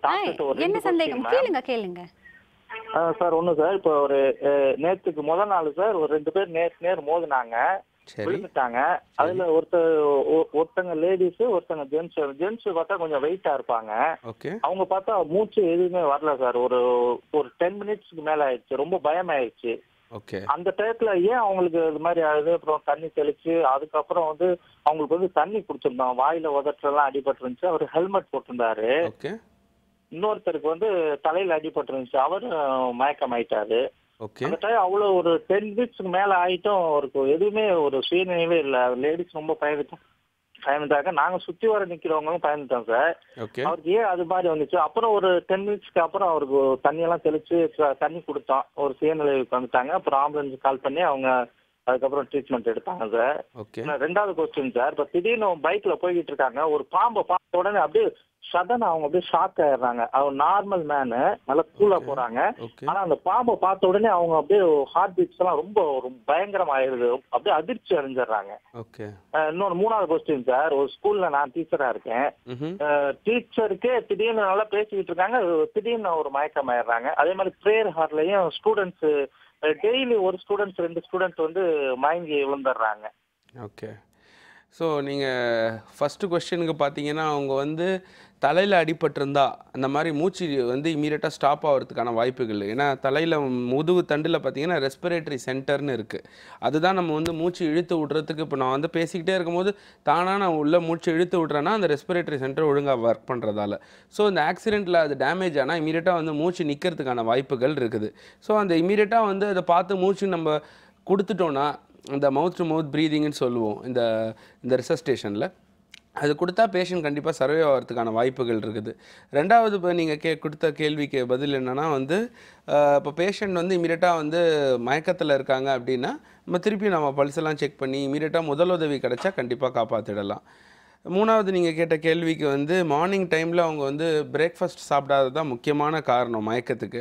அது இல்லாமல் வந்து சில பேர் சைல்டுஹுட்லேயே டயபெட்டிஸ் இப்போலாம் வருது. குழந்தைங்களே வந்து ஜெஸ்டேஷனல் பிகாஸ் ஆஃப் மதர் கண்டிப்பாக குழந்தைங்களுக்கும் டயபெட்டிஸ் இருக்குது இப்போ லேட்டஸ்ட் ஆய்வுபடி. ஸோ அவங்களுக்கு வந்து அதனால் சுகர் லெவல் கம்மியாகி மயக்க விடுறது தான் இன்றைக்கி ஜாஸ்தியான விஷயம். நன்றி சார். டாக்டர் மற்றொரு நேயர். ஹலோ டாக்டர், வணக்கம். வணக்கங்க மேடம், வணக்கம் சார். என்ன சந்தேகம் கேளுங்க சார். சார், இந்த மாதிரி படியில் ஏறி இறங்கும்போது ரொம்ப மூச்சு வாங்குதுங்க, வேர்த்து போகுது, ரொம்ப ஹார்ட் பார்த்தீங்கன்னா ரொம்ப படபடம் அடிக்கிற மாதிரி ஆகிக்குதுங்க. ஓகே. ஸோ என்ன ஏஜ் சார் உங்களுக்கு? சார், இந்த மாதிரி மலை கீழே போகும்போது கோயில் படி மலை ஏறும்போது அந்த மாதிரி ஆகுதுங்க சார். சரி, என்ன ஏஜ் இருக்கும் உங்களுக்கு? 36ங்க சார். 36. ஸோ நீங்கள் எப்படி உங்கள் லைஃப் ஸ்டைல் எப்படி? நீங்கள் வந்து உட்காந்து செய்கிற வேலையா இல்லைனா வந்து கொஞ்சம் நடந்து போகிற மாதிரியான வேலையா? உட்காந்து செய்கிற வேலை தாங்க சார். உட்காந்து செய்கிற வேலை. அதுதான் இன்றைக்கி வந்து பார்த்திங்கன்னா ரொம்ப ஒரு கொடிவான ஒரு இஸ் ஈக்குவல் டு ஸ்மோக்கிங்னு சொல்கிறாங்க. அதாவது உட்காந்து ஒரு ஒரு இடத்துல உட்காந்து ஒரு 5 ஹவருக்கு மேலே இருக்கிற வேலை உங்களுக்கு இருந்ததுன்னா that is equal to about smoking a packet of சிகரெட்டுன்றாங்க பர் டே. அது இஸ் ஈக்குவல் டு ஸ்மோக்கர். என்ன விதத்தில் டாக்டர் அப்படி? பிகாஸ் ஏன்னா ஒரே இடத்துல உட்காந்துன்னா உங்களுக்கு வந்து உங்கள் ஃபிசிக்கல் ஆக்டிவிட்டியே இருக்காது.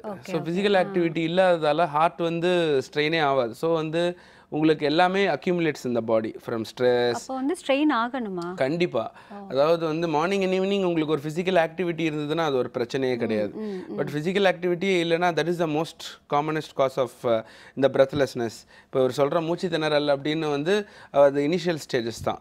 ஸோ அது என்னன்னு கரெக்டாக நடந்துட்டே இருந்தா தெரியாது. என்னைக்கா ஒரு நாள் நம்ம ஸ்ட்ரெயின் பண்ணும்போது தான் அது தெரியுது. ஒரு என்னைக்கும் உட்காந்துக்கிட்டே இருக்கும் போது திடீர்னு ஒரு படி ஏறி பார்த்து உங்களுக்கு ஒரு 2 ஃப்ளைட் ஆஃப் ஸ்டார்ஸ் மேலே ஏற முடியலன்னா கண்டிப்பாக அதை நீங்கள் இமீடியட்டாக கவனிக்கணும். ஓகே ஓகே, நன்றி சார். டாக்டர் மற்றொரு நேயர். ஹலோ டாக்டர், வணக்கம். ஹலோ வணக்கம், எங்கேருந்து பேசுகிறீங்க? சேலம்லேருந்து பேசுகிறோம் மேம். என்ன சந்தேகமா கேளுங்க டாக்டர் கிட்ட. மேம், ஒரு சின்ன டவுட் மேம். ஒரு 5 இயர்ஸ்க்கு முன்னாடி எங்க அம்மாவுக்கு வந்து பித்தப்பையில கல் இருந்ததுன்னு சொல்லி அங்க கல் ரிமூவ் பண்ணோம் மேம். ஓகேமா. அந்த டாக்டரோட கேர்லெஸ்ல வந்து அவங்க குடல் சேர்த்து கட் பண்ணனால ப்ளீடிங் வந்து சைட்ல அதிகமாயிட்டு இருந்தது. இப்ப அதுக்காக வந்து டியூப் வச்சிருக்காங்க மேம். வயிற்றுல வந்து அந்த குடல் இது 2 சேர்த்துறதுக்காக டியூப் வச்சு அட்டாச் பண்ணிருக்காங்க. இப்ப அந்த டியூப் எடுக்காம இருக்கும், அதனால ஏதாவது ப்ராப்ளமா இல்ல அது எப்ப வேணா எடுத்துக்கலாமா? கண்டிப்பா. நீங்க அந்த அந்த அந்த ஆபரேஷன் முன்னாடி எப்போ நடந்ததுன்னு தெரிஞ்சுக்கலாமா? ஒரு 5 இயர்ஸ் ஆயிடுச்சுங்க சார். 5 இயர்ஸ் ஆயிடுச்சு. இப்போ அந்த டியூப் எப்போ வச்சிருக்காங்க? டியூப் ஆபரேஷன் பண்ணி ஒரே மாசத்துல அந்த டியூபும் அட்டாச் பண்ணிட்டாங்க சார். ப்ளீடிங் ரொம்ப ஆயிட்டே இருக்கு, அதனால வந்து டியூப் வச்சாதான் உயிர் காப்பாற்ற முடியும் அப்படின்னு சொல்லி டியூப் வச்சிருக்காங்க சார். ஸோ ஒரு 4-5 வருஷமா அந்த டியூப் இருக்கு இல்லையா? Yes sir, yes sir. So அந்த டியூபால கண்டினியூஸா ஏதாவது ட்ரெயின் வெளில வந்துட்டு இருக்கா? இல்ல சார், இதெல்லாம் எதுவும் இல்லை சார். அது பண்ண வாட்டி இப்ப நல்லா இருக்காங்க, ஆஸ் யூஷுவல் எப்பயும் போலதான் சார் இருக்காங்க. ஸோ அந்த டியூப் இருக்கிறதால நீங்க சொல்றது அந்த ட்ரெயின் பெக் டியூப்ன்ற மாதிரி போடுவோம். அதில் வந்து பார்த்தீங்கன்னா அந்த ஏதாவது ட்ரைனேஜ் இருக்கும், அது கண்டினியூஸாக ப்ளீட் ஆனாலும் இதுவாகிடும் அப்படின்ற மாதிரின்றத காசால தான் வந்து வச்சுருப்பாங்க. ஸோ உங்கள் சர்ஜன் வந்து என்ன ப்ரிஸ்கிரைப் பண்ணுறாரோ அதுதான் best. So we cannot comment on the you know அந்த டியூப். ஸோ அது எப்படி இருக்குது, எந்த பொசிஷனில் வச்சுருக்காங்க, அதெல்லாம் பார்த்துட்டு தான் நம்ம சொல்ல முடியும். இப்போ இவங்க அதே டாக்டர் கிட்ட போலாமா இல்ல வேற ஏதாவது டாக்டர் இவங்க சேஞ்ச் பண்ணணுமா? கண்டிப்பா that depends on their perception. ஒரு 2 to 3 டாக்டர்ஸ் உடைய கன்சல்டேஷன் அவங்க எடுத்துக்கலாம். நன்றிமா. டாக்டர் மற்றொரு நேயர். ஹலோ டாக்டர், வணக்கம். ஹலோ வணக்கம் சார், எங்க இருந்து பேசுறீங்க? வணக்கம் சார், கள்ளக்குறிச்சியில அனாதர் பேசுறேன். என்ன சந்தேகம் சார் கேளுங்க டாக்டர் கிட்ட. ஓகே. ஹலோ வணக்கம் மேடம். வணக்கம் சார், சொல்லுங்க. ஹலோ ஹலோ வணக்கம் மேடம். சார் உங்களோட டவுட் என்னன்னு சொல்லுங்க சார், டாக்டர் கேட்டுட்டு இருக்காரு. ஆக்சிடென்ட் கீழே விழுந்தா சுயநலம் இல்லாமல் கிடக்காங்க, என்ன முதல் உதவி செய்யணும் சார்? கண்டிப்பாக இதுதான் ரொம்ப ரொம்ப ஒரு தேவையான கொஸ்டின், இல்லைனா வந்து ரொம்ப முக்கியமான கொஸ்டின் இந்த ஷோவில். ஏன் அப்படின்னா ஒரு ஒரு ஆக்சிடென்ட் நடந்தப்போ எல்லாருமே ஒரு ஸ்டேட் ஆஃப் ஷாக்கில் இருப்பாங்க. அதை பார்க்குறவங்களும் சரி, அதை அனுபவிக்கிறவங்க தான் ரொம்ப பெரிய ஷாக்கில் இருப்பாங்க. ஸோ முதல்ல நம்ம என்ன செய்யணும், நம்ம பிரெயினே வேலை செய்யாது. அப்போது அதை நிறுத்தி நிதானமாக ஃபஸ்ட்டு வந்து அவங்கள ஒரு தனியான இடத்துக்கு எடுத்துன்னு வந்துடணும். நடு ரோட்டில் விழுந்தாங்கன்னா லாரி இந்த பக்கம் அந்த பக்கம் போவோம். ஃபஸ்ட்டு சேஃப்டி தான் முக்கியம். சேஃப்டி ஆஃப் த விக்டிம்னு சொல்லுவோம் நாங்கள். சேஃப்டியாக எடுத்துகிட்டு வந்துட்டு ஃபஸ்ட்டு அவங்க வந்து ஷேக் அண்ட் ஷவுட், அதாவது I you okay are you ஓகேன்னு நீங்கள் கேட்கணும். அதான் நல்லா இருக்கீங்களா, எதுவும் பிரச்சனை இல்லையே அப்படின்னு. ஸோ அப்படி வந்து அவங்க சொல்லிட்டாங்கன்னா ஒன்றும் பிரச்சனை இல்லை. மற்ற இன்னும் அவங்களுக்கு காயம் ஏற்பட்டிருக்கோ அதுக்கு வந்து நம்ம உதவி செஞ்சு நம்ம வந்து சேஃபான பக்கத்துலேயே இருக்கிற ஹாஸ்பிட்டலில் ஷிஃப்ட் பண்ணலாம்.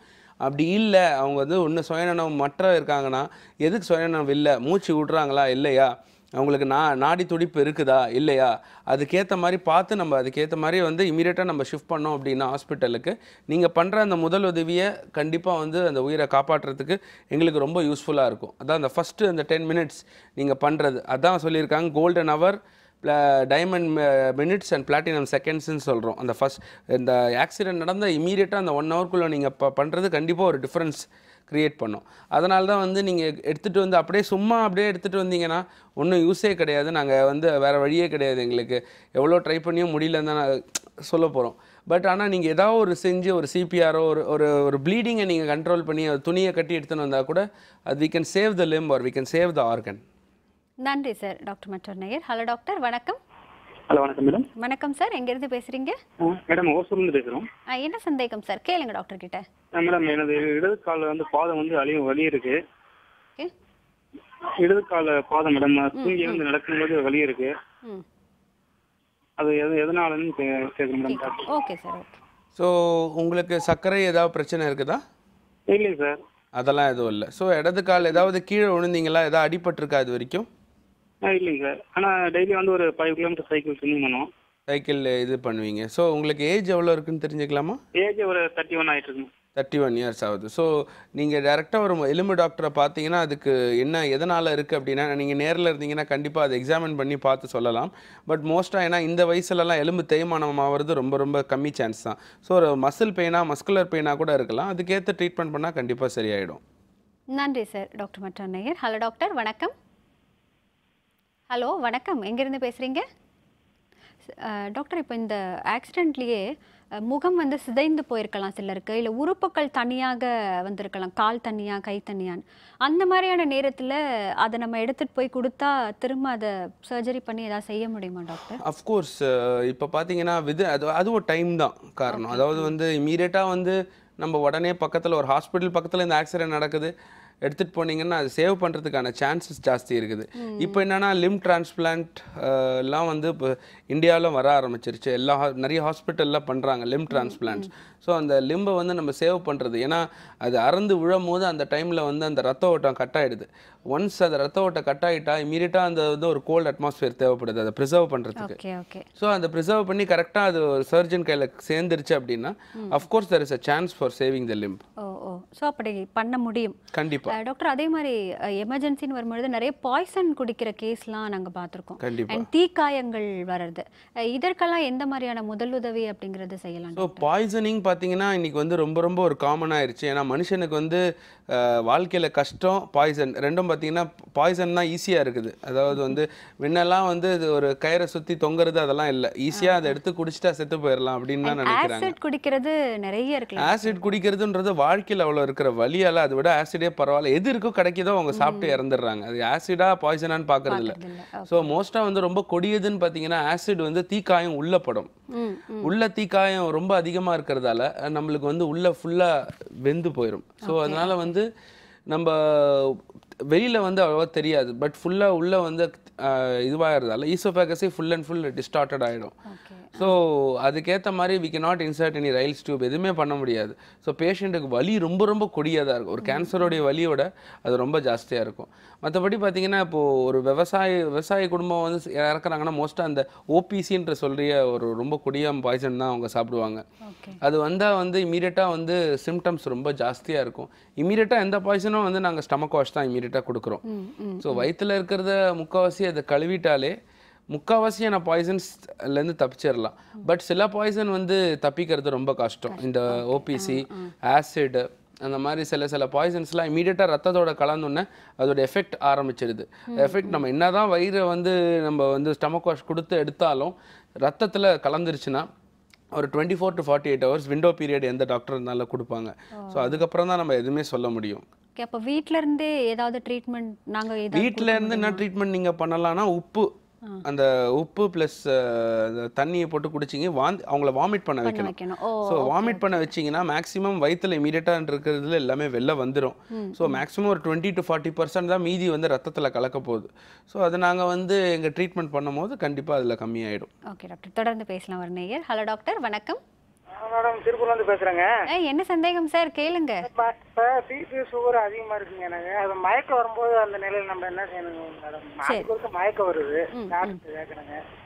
அது கால் பெயின் ஆகுதுங்க உள்ளங்களா. அரை மணி நேரம் நின்றமாக பயங்கரமாக வலி எடுத்ததுமே தலை சுற்று வந்துடுதுங்க. அந்த நேரத்தில் நம்ம எவ்வாறு நம்ம கடைபிடிக்கணும் கொஞ்சம் விளக்கணும். நிச்சயமா. அதாவது உங்களுக்கு பிபி சுகர் இது ரெண்டுமே வந்து இப்போ பார்த்தீங்கன்னா அது வச்சே ஒரு மனுஷன் வாழ வேண்டியதாக நிலமை இருக்குது. எல்லாருக்குமே பிபி சுகர் இருக்கும், தெரியவே தெரியாது. அது எப்போ வந்து நம்மளுக்கு வந்து தெரியும் அப்படின்னா, ஒன்று வந்து ரொம்ப ஜாஸ்தியாக பசி எடுத்தா, இல்லை ரொம்ப நடுராத்திரி எழுந்து நம்ம யூரின் பாஸ் பண்ணால், இல்லைனா வந்து தலைவலி, இல்லைனா கிடினஸ், இந்த மாதிரி இருக்கும்போது தான் எதுக்கு இது மாதிரி ஆகுது. ஸோ கிடினஸ் வந்து உங்களுக்கு லோ பிபி இருந்தாலும் வரும், ஹை பிபி இருந்தாலும் வரும். லோ சுகர் இருந்தாலும் வரும், ஹை சுகர் இருந்தாலும் வரும். ரெண்டு எக்ஸ்ட்ரீம்ஸில் இருக்கும்போது கண்டிப்பாக கிடினஸ், ஹெட்டேக்குன்றது ரொம்ப ரொம்ப காமனான விஷயம். ஸோ அது நீங்கள் ரெகுலராக ஃபாஸ்டிங் நீங்கள் எடுத்து உங்கள் சுகரும் பிபி பார்த்துக்கிட்டு கண்ட்ரோலில் வச்சுருந்தீங்கன்னாவே கண்டிப்பாக இது வரதுக்கான வாய்ப்புகள் கம்மின்னு தான் நான் சொல்லுவேன். டாக்டர், அப்படி உடனே அவருக்கு மயக்கம் வருதுன்னா ஆன் த ஸ்பாட் அவர் என்ன பண்ணலாம் டாக்டர்? அஃப்கோர்ஸ் அவருக்கே தெரியும் அது லோ பிபின்னு. அவர் காலிலேருந்து சாப்பிடல அப்படின்னு வந்து அந்த மயக்கம் வந்ததுன்னா கண்டிப்பாக அது low BP low sugar. So இமீடியட்டாக அவர் வந்து உப்பும் கொஞ்சம் சுகரும் சாப்பிட்டாருன்னா சரியாயிடும். பட் சில பேருக்கு வந்து அதிகமான சுகர் பிபி இருந்ததுன்னா இன்சுலின் கண்டிப்பாக எடுக்க வேண்டியது வரும். அவங்க மிஸ் பண்ணியிருந்தாங்க, ஏதோ ஒரு டென்ஷனில் அவங்க மறந்துட்டாங்க சாப்பிட்றதுக்கு டேப்லெட், இல்லை இன்சுலின் எடுக்க மறந்துட்டாங்க அப்படின்னா of course it is high sugar. இல்லை நைட்டில் எங்கேயாவது வெளியில் போயிட்டு எங்கேயாவது கல்யாணத்தில் சாப்பிட்ருக்கலாம், அப்போ வந்து ஸ்வீட்டு 2 இது எக்ஸ்ட்ரா சாப்பிட்ருக்கலாம், இல்லை மார்னிங் வந்து ஏதாவது ஒரு ஃபங்க்ஷன் போயிருக்கலாம், மிஸ் பண்ணியிருக்கலாம். அப்படின்னும் போது அது மயக்கம் வந்ததுன்னா கண்டிப்பாக அது ஹை சுகர் தான். அதுக்கேற்ற மாதிரி நம்ம ட்ரீட் பண்ணிக்க வேண்டியது. ஓகே டாக்டர், தொடர்ந்து பேசலாம் ஒரு நேயர். ஹலோ டாக்டர், வணக்கம். ஹலோ மேடம், நான் தஞ்சாவூர்லேருந்து மாலதி பேசுகிறேன். என்ன சந்தேகமா கேளுங்க டாக்டர் கிட்ட. Hello doctor. சொல்லுங்கம்மா. வணக்கம். ப்ரோக்ராம் பார்த்துட்டு இருக்கேன், நல்லா போயிட்டு இருக்கு டாக்டர். சொல்லுங்க. வீட்டுல யாருக்காவது ஃபிட்ஸ் வந்துட்டு அப்படின்னா அதுக்கு ஃபர்ஸ்ட் எய்ட் என்ன பண்ணுவாங்க டாக்டர்? குறிப்பா வந்து சில்ட்ரன்ஸ்க்குலாம் வந்து ஃபிட்ஸ் வந்துட்டுனா என்ன ஃபர்ஸ்ட் எய்ட் கொடுக்கலாம்? அஃப்கோர்ஸ்மா, குழந்தைங்களுக்கு ஃபிட்ஸ் வந்ததுன்னா இமீடியட்டாக வந்து அந்த ஃபிட்ஸை நிறுத்துறதுக்கு என்ன வழி அப்படின்னா, ஃபஸ்ட்டு குழந்தைக்கு ஃபிட்ஸ் வருதுன்னா மெயினாக ஃபீவரால் வரும். ஃபெப்ரைல் சீஷர்ஸ்ன்னு சொல்லுவோம். 6 மாத காலத்துலேருந்து குழந்தை பிறந்ததுலேருந்து 3 வயசுக்குள்ளே வர்றது பேர் தான் ஃபெப்ரைல் ஃபீஷர்ஸ். ஸோ ஃபஸ்ட்டு வந்து குழந்தைங்களுக்கு வந்து ஃபீவர்னு வந்தால் ரொம்ப அதிகமாக வர விடக்கூடாது. இமீடியட்டாக வந்து அந்த ஃபீவர் எப்படி கம்மி பண்ணலான்னா, ஏன்னா குழந்தைங்க நம்மள மாதிரி மாத்திரை எடுத்துக்க முடியாது. ஸோ அது டெப்பிட் ஸ்பாஞ்சிங், அதாவது ஒரு ஒரு கோல்டான டவலில் அதை வந்து உடம்ப தொடச்சிக்கிட்டே இருந்தால் கண்டிப்பாக டெம்பரேச்சர் கம்மியாகும். ஸோ டெம்பரேச்சர் கம்மியானாவே தானாக வந்து ஃபிட்ஸ் வர்றதுக்கான அபாயமோ வாய்ப்போ எதுவுமே இல்லை. ஸோ அப்படியும் அது மீறியும் ஃபிட்ஸ் வந்துருச்சு அப்படின்னா வந்து குழந்தைய வந்து திருப்பி போட்டு கண்டிப்பாக அந்த குழந்தை வந்து அந்த அந்த செக்ரீஷன்லாம் வந்து லங்ஸுக்கு போகாமல் பார்த்துக்கணும். மெயினாக அது பண்ணிங்கன்னாவே மெயினாக அது சரியாயிடும். மெயினாக ஃபீவர் தான் இன்றைக்கி இருக்கிற அதிகமான காஸ், அதாவது இந்த ஃபிட்ஸ் வர்றதுக்கு. நன்றிம்மா. டாக்டர், இப்போ நம்ம வீட்லேயும் சரி இல்லை வெளியிலையும் சரி எல்லா இடத்துலையுமே ஒரு ஃபஸ்ட் எய்ட் பாக்ஸ் அப்படிங்கிறது வச்சுருப்பாங்க. அண்ட் அது நல்லதும் கூட அப்படின்னு. ஆனால் அதில் என்ன மாதிரியான பொருட்கள் இருக்கணும்? இப்போ திடீர்னு ஒரு அரிப்பு நோய் வருது, இல்லை வேறு ஏதாவது எமர்ஜென்சி வருதுன்னா அதுக்கு என்ன மாதிரியான மெடிசன்ஸ் எடுத்துக்கலாங்கிறத சொல்லுங்கள். அதுக்கு முன்பு சின்ன பிரேக் எடுத்துக்கலாம். நேர்களே, நிகழ்ச்சியை தொடர்வதற்கு முன்பாக சிறிய இடைவேளை.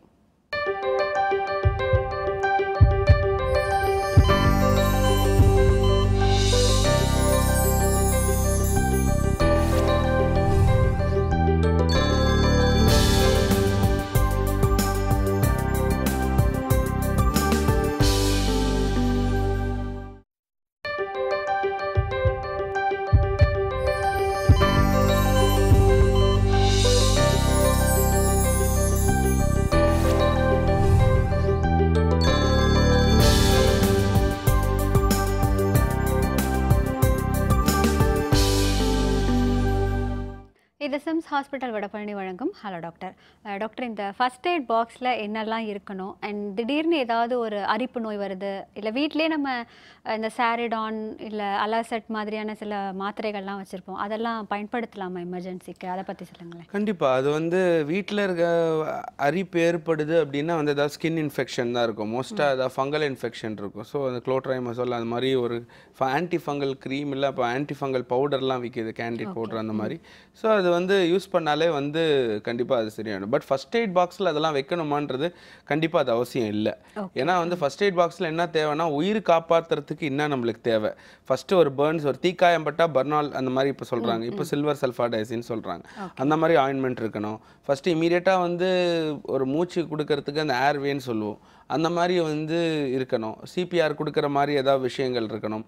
ஏதாவது வந்து ஃபஸ்ட் எய்ட் பாக்ஸில் மெயினாக வந்து இந்த தீக்காயம், இந்த இமீடியட்டாக இன்ஜுரிஸ் நடக்கிறதுக்கு இந்த பிட்டாடின் ஆயின்மெண்ட்டு, அதாவது இப்போ இந்த கீழே விழுந்து அடிபட்டு ஒரு காஸ் ரோல், ஒரு பிட்டாடின் ஆயின்மெண்ட்டு, இல்லைனா ஒரு கட்டு கட்டுறதுக்கு ஒரு பேண்டேஜ் காஸ் ரோல், அந்த மாதிரி எதாவது இருந்ததுன்னா இந்த ஃபர்ஸ்ட் எய்ட் பாக்ஸில் இருந்தால் இட் இஸ் பெட்டர். டாக்டர், அதே மாதிரி இப்போது ஸ்போர்ட்ஸில் இருக்கும்பொழுது ஃபாஸ்ட்டாக ரன் பண்ணிகிட்டே இருப்பாங்க, திடீர்னு சடனாக கீழே விழலாம், இல்லை வெயிட் லிஃப்ட் பண்ணும்பொழுது அந்த முட்டை ஏதாவது திரும்புதுன்னுவாங்க, அவங்களாகவே வந்து அந்த முட்டையை நான் டேர்ன் பண்ணிட்டேன் அப்படிலாம் சொல்லுவாங்க, அதெல்லாம் செய்யலாமா? கண்டிப்பாக. அதாவது நிறைய ஜாயிண்ட்ஸ் இருக்குது நம்ம பாடியில். முட்டியில் ஒரு ஜாயிண்ட் இருக்குது, தோலில் ஒரு ஜாயிண்ட் இருக்குது. So many joints are there. ஜாயிண்ட்னா என்னன்னா ஒரு பால் அண்ட் சாக்கெட் ஜாயிண்ட் சொல்லுவோம். ஸோ ஒரு ஜாயிண்ட் வந்து இன்னொரு ஜாயிண்ட் ஆர்டிகுலேட் பண்ணாதான் அந்த கையை காலை நம்ம இப்படி மூவ் பண்ண முடிஞ்சதுன்னா இந்த ஜாயிண்ட்ல எனக்கு வந்து ஆர்டிகுலேட் ஆகுது. ஸோ அந்த டைமில் வந்து டிஸ்பிளேஸ் ஆகலாம். ஏதாவது நம்ம ரொம்ப தேவையில்லாத பொசிஷன் எல்லாம் ரொம்ப அதை எக்ஸ்டெண்ட் பண்ணும்போது அது டிஸ்பிளேஸ் ஆகலாம் ஜாயிண்ட்லேருந்து வெளில. ஸோ ஆட்டோமேட்டிக்காக வந்து சில பேருக்கு வந்து நான் அது திருப்பி அதே ஃபோர்ஸ் கொடுக்கும்போது அந்த ஜாயிண்ட்டில் திருப்பி வந்து உட்காந்துரும் எலும்பு. ஸோ அதனால் ஆட்டோமேட்டிக்காக சில பேர் அதனால் பண்ண முடியாதுன்றதால வலியோடு அப்படியே எமர்ஜென்சிக்கு வருவாங்க. ஸோ அதை நாங்கள் இழுத்து அது திருப்பி பொசிஷனில் வைப்போம் அந்த ஜாயிண்ட்டுக்குள்ளே. ஸோ பார்த்தீங்கன்னா நீங்கள் அடுத்தது நீங்கள் கேட்கும் போது இந்த வலிக்கு வந்து இமீடியட் இந்த ஸ்ப்ரே, இப்போல்லாம் வந்து இந்த ஸ்ப்ரே இருக்குது, வாலினி ஸ்ப்ரே. முன்னெல்லாம் வந்து அம்ரதாஞ்சன் இந்த மூவ் அதெல்லாம் யூஸ் பண்ணிக்கிட்டு இருந்தாங்க. பட் இப்போ லேட்டஸ்ட் எல்லா sports injury or sports physiotherapist they use this Volini type of spray. It has good effect. Okay doctor, தொடர்ந்து பேசலாம் ஒரு நேயர். ஹலோ டாக்டர், வணக்கம். ஹலோ வணக்கம், எங்க இருந்து பேசுறீங்க சார்? வணக்கங்க, கரூர் மாவட்டம் புன்னம் சத்திரத்துல இருந்து ராமலிங்கம் பேசுறாங்க. நல்லது சார், என்ன சந்தேகம் கேளுங்க, ஆனா உங்க டிவி வால்யூம் கொஞ்சம் கம்மி பண்ணிடுங்க சார். ஓகே. சொல்லுங்க சார். அதாவது எனக்கு 2 வருஷத்துக்கு முன்னாடி ஓபன் சர்ஜரி பண்ணிச்சுங்க. இப்ப வந்து என்னன்னு கேட்டீங்கன்னாக்க ஒரு 2-3 மாசமா ஹெட்ல வந்து ரைட் சைடுல பெயின் இருந்துட்டு இருக்கு. பெயின் வந்துட்டு அதே மாதிரி ஷோல்டர் பெயின் இருந்துட்டே இருக்கு சார். ஓகே, ஆமாங்க சார். சொல்லுங்க சார், வேற என்ன டவுட் இருக்கு? இதுதான் மெயினான. ஓகே, அதாவது ஓப்பன் ஹார்ட் சர்ஜரிக்கும் நீங்கள் சொல்கிற வலிக்கும் சம்மந்தம் ரொம்ப ரொம்ப கம்மி தான். அதாவது வந்து நீங்கள் சொல்கிற ரைட் ஷோல்டர் பெயினும் வந்து நீங்கள் ஏதாவது எலும்பு தேய்மானம் இல்லைனா ஏதாவது அடிபட்டிருக்கோம் அதனால் வரும். ஏன்னா வந்து ஓப்பன் ஹார்ட் சர்ஜரி அது வந்து உங்களுக்கு வந்து ஹார்ட் அட்டாக் அதனால தான் பண்ணியிருப்பாங்க. ஸோ அது வந்து அதாவது இருதயத்துக்கு போகிற ரத்த குழாயில் இருக்கிற அடைப்புக்காக தான் அது பண்ணியிருப்பாங்க. பட் ஷோல்டர் பெயினுக்கும் அதுக்கும் வந்து கண்டிப்பாக நீங்கள் வந்து ஒரு ஆர்த்தோபெடிஷனை பார்க்கணும். அது வந்து எதுக்கு அது மாதிரி வந்திருக்குன்னு. நன்றி சார். டாக்டர் மற்றொரு நேயர். ஹலோ டாக்டர், வணக்கம். ஹலோ வணக்கம், எங்கிருந்து பேசுறீங்க? ஹலோ வணக்கங்க மேடம். வணக்கம்மா, எங்கிருந்து பேசுறீங்க? நாங்க ஆத்தூர்ல இருந்து பேசுறேங்க. என்ன சந்தேகமா கேளுங்க டாக்டர் கிட்ட. ஹலோ சார், வணக்கம். வணக்கம்மா, சொல்லுங்க. சார், எங்க ஹஸ்பண்டுக்கு 49 இயர்ஸ் சார். இப்ப ஒரு 15 நாளுக்கு முன்னாடி ஹார்ட் அட்டாக் வந்துருச்சுங்க சார். டிரைவரா இருக்காரு. ஹலோ, சொல்லுங்க கேட்டுட்டு தான் இருக்கேன். சோல ரொம்ப வலி, பெயின் அதிகமா இருக்குன்னு சொல்றாங்க சார். 3 அட்டாக் ஆயிருக்குன்னு சொல்லிட்டு அப்புறம் ஆன்ஜியோ பண்ணாங்க சார். சரியாகலன்னு சொல்லி பிளாஸ்டிக் சர்ஜரி மூலமா ஆப்ரேஷன் பண்ணனாங்க சார். ஆனா சோல ரொம்ப எழுந்துச்சா ரொம்ப டயர்னஸ் அதிகமா இருக்கு, சத்தே இல்லாத மாதிரி இருக்கு அப்படிங்கிறாங்க. அதாவது அவருக்கு சர்க்கரை ரத்த கொதிப்பு ஏதாவது இருக்குதா? அவங்களுக்கு சுகர் இருக்குங்க சார். 10 இயர்ஸ்க்கு மேல சுகர். அதாவது சுகர் ப்ராப்ளம் வித் செஸ்ட் பெயின்ன்றது ரொம்ப ரொம்ப ஒரு மோசமான காம்பினேஷன். ஏன்னா வந்து நார்மலாக இருக்கிற ஆளுங்களுக்கு செஸ்ட் பெயின் இருக்கிறதோட சர்க்கரை வியாதி இருக்கவங்களுக்கு ரொம்ப கம்மியாக தான் தெரியும். அவங்களுக்கு தெரியவே தெரியாது. ரொம்ப லேசாக வலிக்குதுன்னு வாங்க, இசிஜி எடுத்து பார்த்தா அவங்களுக்கு ஹார்ட் அட்டாக் ரொம்ப பெருசாக பாதிக்கப்பட்டிருக்கும். ஆனால் ஏற்கனவே 3 வாட்டி வந்ததால் நீங்கள் வந்து ரொம்ப எக்ஸ்ட்ரா காஷியஸாக இருக்கணும். அவங்களுக்கு அவருக்கு மூச்சு திணறலோ இல்லை செஸ்ட் பெயின், ஏன்னா அவருக்கு வந்து நார்மலாக வர செஸ்ட் பெயின் மாதிரி இருக்காது, ரொம்ப ரொம்ப கம்மியாக தான் வரும். ஸோ ஏற்கனவே 3 வாட்டி பண்ணியிருக்குன்றதால chances of open heart bypass பண்ணுறதுக்கான வாய்ப்புகள் ஜாஸ்தி இருக்குது. ஸோ அவங்களுக்கு ஆன்ஜியோ தான் பண்ணியிருப்பாங்க 3 வாட்டி. ஸோ அப்போது வந்து பைபாஸ் பண்ணுறதுக்கான வாய்ப்புகள் ஜாஸ்தி இருக்குது. ஸோ அதனால் நீங்கள் ரொம்ப கேர்ஃபுல்லாக இருக்கணும். அந்த மாதிரி சோர்வு எதாவது இருந்ததுன்னா இமீடியட்டாக நீங்கள் கார்டியாலஜிஸ்ட்டு இல்லைனா ஒரு லோக்கல் ஹாஸ்பிட்டலில் ஒரு இசிஜி எடுக்கிறது ரொம்ப நல்லது. நன்றிம்மா. டாக்டர் மற்றொரு நேயர். ஹலோ டாக்டர், வணக்கம். ஹலோ வணக்கம்மா, எங்கேருந்து பேசுகிறீங்க? மேடம், நாங்கள் மணலியிலேருந்து பேசுகிறோம். என்ன சந்தேகமா கேளுங்க டாக்டர் கிட்ட. Hello doctor. வணக்கம் மேடம், சொல்லுங்கள். டாக்டர், ஹஸ்பண்ட்க்கு வந்து 2010ல வந்து அட்டாக் வந்துச்சு. ஓகே. அது வந்து 30% இருக்குன்னு சொன்னாங்க. ஓகே. ஆனா அதுக்கப்புறம் எந்த ப்ராப்ளமும் கிடையாது. ஓகே. ஆனா வந்து வெயில்ல வந்து போயிட்டு வந்தா கொஞ்சம் டயர்ட் ஆயிடுறாரு. ஸோ இதனால ஏதாவது ப்ராப்ளம் வருமா? சப்போஸ் அந்த மாதிரி அட்டாக் வந்தா என்ன ஃபர்ஸ்ட் எய்டு கொடுக்கலாம் ஹாஸ்பிட்டல் போறதுக்குள்ள? கண்டிப்பாக இது ரொம்ப ரொம்ப ஒரு நல்ல ஒரு கொஸ்டின் இது. ஏன்னா வந்து இப்போது 30% அவருக்கு ஏற்கனவே இருந்திருக்குன்றதால அவங்களுக்கு திரும்பி வர்றதுக்கான வாய்ப்புகள் ஜாஸ்தியாக இருக்குது. ஸோ இமீடியட்லி இது வந்து ஒரு மூச்சு திணறலோ ஸ்லைட்டாக ஒரு செஸ்ட் ஹெவினஸ் தான் இது ஃபஸ்ட்டாக வரும். இமீடியட்டாக செஸ்ட் பெயின் உங்களுக்கு வந்துடாது. லெஃப்ட் சைடில் ஒரு ஹெவி சென்சேஷன், ஒரு ஸ்வெட்டிங் அந்த மாதிரி இருக்கும். அந்த மாதிரி இருந்தாலே கண்டிப்பாக நீங்கள் ஒரு லோக்கல் ஹாஸ்பிட்டலுக்கு கூப்பிட்டு போயிடலாம். அதெல்லாம் வந்து அவங்களுக்கு தேவைன்றது வந்து இமீடியட்டாக ஆக்சிஜன், நல்ல காற்றை அவங்க சுவாசத்தை இழுத்து விடணும். அது இல்லாமல் வந்து உங்கள் கார்டியாலஜிஸ்ட் சொல்லுவார் கண்டிப்பாக. நீங்கள் கேட்டிங்கன்னா நான் டேப்லெட்ஸ் இருக்குது. ஸோ இமீடியட்டாக ஆஸ்பிரின், குளோபிலெட் அந்த மாதிரி நிறைய டேப்லெட்ஸ் இருக்குது. ஸோ உங்கள் கார்டியாலஜிஸ்ட் கிட்ட கேட்டுட்டு இமீடியட்டாக அந்த மாதிரி வந்தது அப்படின்னா 2-3 டேப்லெட்ஸ் இருக்குது. அதை போட்டுட்டு நீங்கள் ஹாஸ்பிட்டலுக்கு கூப்பிட்டு போனீங்கன்னா கண்டிப்பாக அது வந்து அவருக்கு செஸ்ட் பெயினும் கம்மியாகலாம். இமீடியட்டாக இன்டர்வென்ஷன் கார்டியாலஜிஸ்ட் எடுக்கிறதுக்கும் யூஸ்ஃபுல்லாக இருக்கும். நன்றிம்மா. டாக்டர் மற்றொரு நேயர். ஹலோ டாக்டர், வணக்கம். ஹலோ வணக்கங்க. நான் திருவாரூர் மாவட்டம் அம்மையப்பள்ளிலேருந்து பேசுகிறேன் மேடம். நல்லது சார், என்ன சந்தேகம் கேளுங்க டாக்டர் கிட்ட. எனக்கு வந்து எங்கள் அம்மாவுக்கு வந்து சுகர், பிபி இருக்கு மேடம். திடீர்னு அவங்க நடக்கிறப்ப மயக்கம் விட்டுன்றாங்க. அதனால ஃபர்ஸ்ட் எய்டு என்ன மேடம் இந்த மாதிரி மசாஜ் பண்ணலாம்? அப்படியே தள்ளாடி போயிடுறாங்க. அதுக்கு என்ன மேடம் நம்ம செய்யலாம்? வேற எதுவும்? கண்டிப்பாக சார். இப்போது எல்லாருக்குமே வந்து நான் சொன்ன மாதிரி இந்த சர்க்கரை பிபின்றது ரொம்ப ரொம்ப காமனான இப்போ ஒரு விஷயம். இப்போ நீங்கள் ரெகுலராக உங்கள் அம்மாவுக்கு வந்து நீங்கள் பிளட் சுகரும் பிபியும் செக் பண்ணிவிட்டு அது ஃபாஸ்டிங்கில் எவ்வளோ செக் பண்ணுறீங்க. இப்போ சுகர் எடுத்திங்கன்னா HbA1cன்னு இருக்கு இப்போ லேட்டஸ்ட்டாக. ஸோ அது ஃபாஸ்டிங்கில் எடுத்து எவ்வளோ இருக்குதுன்னு கண்டிப்பாக கண்ட்ரோலில் வச்சுருந்தீங்கன்னாவே இது கண்டிப்பாக அவாய்ட் பண்ணலாம். சில பேருக்கு வந்து ஒரு மெட்டபாலிக் டிஸ்டர்பன்சஸால் எவ்வளோ தான் கண்ட்ரோலில் வச்சுருந்தாலும் வேரி ஆகிட்டே இருக்குது. ஸோ அதனால் சுகர் அதிகமாக இருக்கலாம், இல்லை சுகர் கம்மியாக இருக்கலாம். நான் சொன்ன மாதிரி அதனால தான் மோஸ்ட்டாக அந்த மயக்கம் இருக்கும். ஸோ நீங்கள் சுகர் லெவலில் நார்மல் ஆக்கிட்டாலே இது கண்டிப்பாக வந்து சரியாயிடும். நன்றி சார். டாக்டர், இன்றைக்கி ஆக்சிடெண்ட் எப்படி நடக்குதோ அதே மாதிரி நேச்சுரல் டிஸார்டர்ஸால் நிறைய ப்ராப்ளம்ஸ் ஃபேஸ் பண்ணிகிட்ருக்கோம். ரீசெண்டாக இப்போ நிலநடுக்கம் பற்றிலாம் நேபாளத்தில் நம்ம கேள்விப்படுறோம். இந்த மாதிரியான சம்பவம் எல்லா இடத்துலையும் நடக்கிறதுக்கான வாய்ப்புகள் நிறைய இருக்குது. அப்போ அந்த நேரத்தில் நம்ம செய்ய வேண்டிய எமர்ஜென்சி இது இல்லை ஃபர்ஸ்ட் எய்ட் என்னெல்லாம் செய்யலாம் டாக்டர்? அதாவது நிலநடுக்கம் வந்து எப்போ வரும்னு சொல்ல முடியாது. இப்போ ரீசெண்டாக இப்போ முந்தானத்து கூட சென்னையில் வந்து நம்ம ட்ரமர்ஸ் ஃபெல் பண்ணியிருக்கோம். இப்போது நேபாளில் வந்து அவ்வளோ பெரிய டிசாஸ்டர் நடந்தது. ஸோ இன்றைக்கி வந்து அவங்க மக்கள் வந்து எவ்வளோ பேர் வந்து வீடு வாசல் எல்லாத்தையுமே இழந்துட்டாங்க. ஸோ இது முன்னாடி இது சீஸ்மிக் ஃபோக்கஸ், அதாவது வந்து கண்டிப்பாக வந்து அதுலேருந்து தான் ஸ்டார்ட் ஆகுது. ஸோ இப்போது 2 நாள் முன்னாடி கூட எர்த்குவேக் வந்திருக்கு திருப்பியும்.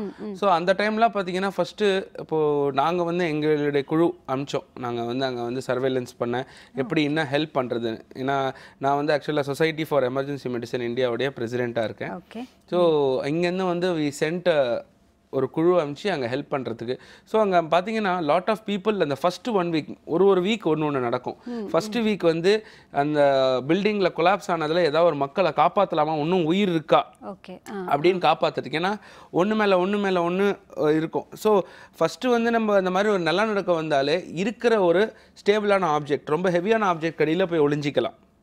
ஒரு டேபிளோ ஒரு ஹெவியான ஆப்ஜெக்ட் கடியில் போய் நம்ம வந்து இமீடியட்டாக போகணும். அஃப்கோர்ஸ் வெளில வர முடிஞ்சதுன்னா வெளில வந்துடுங்க. அப்படி இல்லை ரொம்ப எங்கேயாவது மாட்டிக்கிட்டு இருக்கீங்க வர முடியல அப்படின்னா ஒரு ஹெவியான ஆப்ஜெக்ட் கடியில் நீங்கள் போய் மறைஞ்சிக்கிட்டாலே கண்டிப்பாக அது விழுந்தாலுமே உங்களுக்கான வாய்ப்புகள், அது சேதம் ஆகிறதுக்கான வாய்ப்புகள் கம்மி. ரெண்டாவது வந்து இப்போ பார்த்தீங்கன்னா நீங்கள் பேப்பர் படிச்சிருந்தீங்கன்னா ஒரு 3 நாள் 4 நாள் கழிச்சு கூட ஒருத்தர் உயிரோட வெளில வந்தார். அவருடைய சொந்த யூரினியை அவங்க வந்து இது பண்ணி இந்த 3 days அவர் உயிரோடு இருந்தார் அதுன்ற மாதிரி நம்ம நிறையா படித்தோம். பட் இப்போத்துக்கு யாருமே கண்டிப்பாக உயிரோடு இருக்க மாட்டாங்க இவ்வளோ நாளைக்கு. ஸோ அது இமீடியட்டாக வந்து நம்ம செய்ய வேண்டியது ஃபஸ்ட்டு பேனிக் ஆகக்கூடாது. நமக்கு இப்போது சுற்றி இருக்கிற இடத்துலையே வந்து நம்மளுக்கு வந்து இந்த எந்த மாதிரி பில்டிங்ஸில் நம்ம இருக்கோம், சேஃப்டி இருக்குதா, இன்ஸ்ட்ரக்ஷன்ஸ், அதாவது what are the safety procedures, என்ன நான் பண்ண வேண்டியது. இமீடியட்டாக இப்போ வந்து அந்த மனநல சரி இருக்காது. அதில் ஒன்ஸ் அதில் வந்து காப்பாற்றி வெளில வந்துட்டிங்கன்னா அந்த 1 வீக்குக்கு வந்து மனநல சரி இருக்காது. ஸோ இப்போ வந்து நேபாளில் நாங்கள் எங்களுக்கு தெரிஞ்ச நியூஸ் படி இந்த சைக்கோ சோஷியல் டிசார்டர்ஸ் தான் ஜாஸ்தியாக இருக்குது, ஸ்கின் இன்ஃபெக்ஷன்ஸ் ஜாஸ்தியாக இருக்குது, and food and water born infection ஜாஸ்தியாக இருக்குது. இப்போ இதற்கான அவேர்னஸ் அப்படிங்கிறது எப்படி நீங்கள் கொடுப்பீங்க டாக்டர்? அவேர்னஸ்னு மற்றவங்களுக்கு இப்போ இந்த மாதிரியான நேரத்தில் நாங்கள் இருக்கோம், எங்கள் கண்ணு முன்னாடி ஒரு விஷயம் நடக்குது அப்படின்னா நாங்கள் போய் அவங்கள ரெஸ்கியூ பண்ணுறதுலையோ இல்லை அவங்களுக்கு ஏதாவது எங்களால் முடிஞ்ச சில ஹெல்ப்ஸ் பண்ணுறதுன்னா எப்படி நீங்கள் அதை சொல்லி தருவீங்க? அது வந்து எப்படி பண்ணலாம் அப்படின்னா வந்து ஃபஸ்ட்டு வந்து அவங்களுக்கு வந்து ஒரு awareness, what what can be done. நிச்சயமா தொடர்ந்து பேசலாம் டாக்டர். ஹலோ டாக்டர், வணக்கம். Hello madam. வணக்கம் சார், எங்க இருந்து பேசுறீங்க? நாங்க வந்தவாசியிலிருந்து புருஷோத்தமன் பேசுறேன் மேடம். என்ன சந்தேகம் சார், சொல்லுங்க. அம்மாவுக்கு வந்து எப்படி சொல்ல, உட்காந்துட்டு இருக்கும் போதே தூங்கிடுறாங்க. நீ பெயின் வந்து அதிகமா இருக்கு. உட்கார்ந்துட்டு இருக்கும்போது தூங்கிடுறாங்களா? ஆமா மேடம். இந்த மாதிரி எப்படி சொல்றது, ரொம்ப வெளியில போயிட்டு வரும்போது சரி, இல்ல சம்டைம் டிவி பார்த்துட்டு இருக்கும்போது உட்காந்துட்டு இருக்கும்போதே தூங்கிடுறாங்க. அது எதனால அப்படி ஆகுது? அது இல்லாம நீ பெயினும் அதிகமா இருக்குன்னு சொல்றாங்க. ஸோ அவங்களுக்கு என்ன பண்ணலாம்? நிச்சயமா சார். ஸோ உங்கள் அம்மாவுக்கு வந்து சுகர் பிபி எதாவது இருக்குதா? இன்னும் செக் பண்ணல சார். கண்டிப்பாக அதை செக் பண்ணுங்கள். இப்போ வந்து அவங்களுக்கு ரொம்ப சோர்வு அதிகமாக இருக்குது அப்படின்னா வந்து தைராய்டு ப்ராப்ளமாக கூட இருக்கலாம். ஸோ நீங்கள் தைராய்டு இப்போல்லாம் வந்து ரொம்ப ரொம்ப காமன் ஆகிடுச்சு. ஸோ நீங்கள் தைராய்டுக்கு செக் பண்ணிங்கன்னா உங்களுக்கு தைராய்டு ஹார்மோன்ஸ் அதிகமாக இல்லை கம்மியாக இருந்தாலும் கண்டிப்பாக இது மாதிரி சோர்வு அதிகமாக இருக்கலாம். அது இல்லாமல் சுகர் பிபி இதில் செக் பண்ணால் கண்டிப்பாக அதில் தெரிஞ்சிடும். நன்றி சார். டாக்டர் மற்றொரு நேயர். ஹலோ டாக்டர், வணக்கம். ஹலோ வணக்கம்மா, எங்கிருந்து பேசுறீங்க? நாங்க திருவண்ணாமலை மாவட்டத்துல இருந்து பிரேமலதா பேசுறோம். நல்லதுமா, என்ன சந்தேகமும் கேளுங்க டாக்டர் கிட்ட. Hello doctor, good morning doctor. வணக்கம்மா, சொல்லுங்க. டாக்டர், எனக்கு 33 இயர்ஸ் ஏஜ் ஆகுது. இப்ப போஸ்ட் கிராஜுவேட் பண்ணணும்னு சொல்லிட்டு படிச்சுக்கிட்டு இருக்கேன். அதனால அடிக்கடி தலைவலி அதிகமாக, ரொம்ப நாள் கேப் விட்டு படிக்கிறதுனால இந்த மாதிரி இருக்குமா, இல்ல மைண்டா ரொம்ப அதிகமான தலைவலி இல்ல, ஆனா மைண்டா எனி டைம் தலைவலி இருந்துகிட்டே இருக்கு. அது ஒரு மாதிரி மனசுலயும் ஒரு மாதிரி பயம், ஒரு மாதிரி நடுக்கம், எனி டைம் அந்த மாதிரி இருந்துகிட்டே இருக்கு. அது என்ன காரணமா இருக்கலாம்? ரொம்ப நாள் கேப் விட்டு படிக்கிறதுனால இந்த காரணங்களா என்னன்னு? அதாவது உங்களுக்கு தலைவலின்ட்டு நான் சொன்ன மாதிரி டிஃப்ரெண்ட் ரீசன்ஸ் இருக்குது. ஒன்று சைனசைட்டிஸால் இருக்கலாம் தலைவலி, ரெண்டாவது ஏதாவது பிளட் ப்ரெஷர் ரீசன்ஸ்க்கால இருக்கலாம், பிபி அதிகமானாலோ கம்மியானாலோ தலைவலி வரலாம், மூணாவது வந்து உங்களுக்கு மெயினாக இந்த ஏஜில் பார்த்தீங்கன்னா ரொம்ப நாள் கழிச்சு நீங்கள் படிக்கிறதால எல்லாம் கொஞ்சம் ஏஜ் தாண்டி இருக்கிறதால படிக்கும் போது உங்களுடைய பவர் நீங்கள் செக் பண்ணணும். கடைசியாக அப்போ வந்து நீங்கள் வந்து உங்களுக்கு பவர் செக் பண்ணி உங்களுக்கு ஷார்ட் சைட் இல்லை லாங் விஷன் இருந்ததுன்னா அதுக்கேற்ற மாதிரி நீங்கள் செக் பண்ணி எதனால் இல்லை ஒரு டிம் லைட்டில் நம்ம படித்தா கூட தலைவலி வரதுக்கான வாய்ப்புகள் இருக்குது. அதனால் நீங்கள் ஒரு நார்மலாக ஒரு ஜென்ரல் ஃபிசிஷியன் பார்த்தீங்கன்னா உங்களுக்கு கொஞ்சம் யூஸ்ஃபுல்லாக இருக்கும். நன்றிம்மா. டாக்டர் மற்றொரு நேயர். ஹலோ டாக்டர், வணக்கம். Hello madam. வணக்கம் சார், எங்கேருந்து பேசுகிறீங்க? அரியலூர் மாவட்டத்தில் பேசுகிறேன் மேடம். என்ன சந்தேகம் சார், கேளுங்க டாக்டர் கிட்ட. பாப்பாவுக்கு எண்ணெய் ஊற்றி மூஞ்சில தழும்பா இருக்கு மேடம், 3 வருஷம் ஆகுது. Okay sir. அது வந்து இப்போ சரி பண்ணுறதுக்கு கொஞ்சம் இதாக இருக்கு மேடம், பார்க்கணும் எங்கே அதிசயிச்சு செய்யலாம். சரி. அது கண்டிப்பாக அதாவது வந்து அவங்களுக்கு வந்து தீக்காயம் பட்டிருக்குன்ற மாதிரி தான் சொல்கிறாங்க இல்லையா. ஸோ அந்த தீக்காயம் 3 வருஷம் கழிச்சு பார்த்தீங்கன்னா கொஞ்சம் டிஸ்ஃபிகர் ஆகிருக்கலாம் ஃபேஸு. அது இல்லாமல் இன்னும் அது வந்து சரியாகாமலாம் இருக்காது, கண்டிப்பாக எல்லாமே வந்து சரியாக இருக்கும். ஸோ அது ஒரு நல்ல பிளாஸ்டிக் சர்ஜனை பார்த்தீங்கன்னா கண்டிப்பாக வந்து அது சரி பண்ணுறதுக்கான வாய்ப்புகள் ஜாஸ்தி இருக்குது. நன்றி சார். டாக்டர் மற்றொரு நேயர். ஹலோ டாக்டர், வணக்கம். ஹலோ வணக்கம், எங்கேருந்து பேசுகிறீங்க? நாங்க நீலகிரி மாவட்டத்துல இருந்து பேசுறோம். என்ன சந்தேகமா, கேளுங்க டாக்டர் கிட்ட. அம்மாவுக்கு சுகர் 10 இயர்ஸ் சுகர் இருக்குது. ஓகே.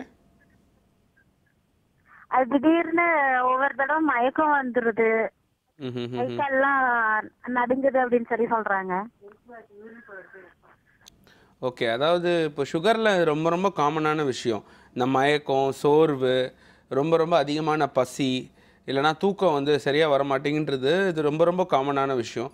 ஸோ ஆஸ் யூஷுவல் நான் சொல்கிற மாதிரி தான், இப்போது சுகர் லெவலில் நீங்கள் நார்மலாக கட்டுக்கோப்பில் வச்சுக்கிட்டாலே, இல்லை சுகர் இல்லை டயபெட்டிக் ஃபுட்ஸ் இப்போ வருது இல்லையா, டயபெட்டிக் பிஸ்கெட் இருக்குது, பப்பாயான்றது வந்து ரொம்ப ரொம்ப டயபெட்டிக் சாப்பிட முடிய ஒரே ஒரு ஃப்ரூட் அப்படின்னா பப்பாயா. ஸோ அந்த மாதிரி நீங்கள் டயட்டை ஒழுங்காக பார்த்துக்கிட்டு சுகர் லெவலில் நார்மலாக வச்சுக்கிட்டாலே கண்டிப்பாக. அது இல்லாமல் இப்போ ஸ்ட்ரெஸ் வந்து இப்போ லேட்டஸ்ட்டாக சொல்கிறாங்க, மன அழுத்தமோ ஒரு உடைச்சலோ வந்து கண்டிப்பாக வந்து சுகர் லெவலை அதிகமாக்கும்ன்ற மாதிரி லேட்டஸ்ட் ஆய்வில் சொல்லியிருக்காங்க.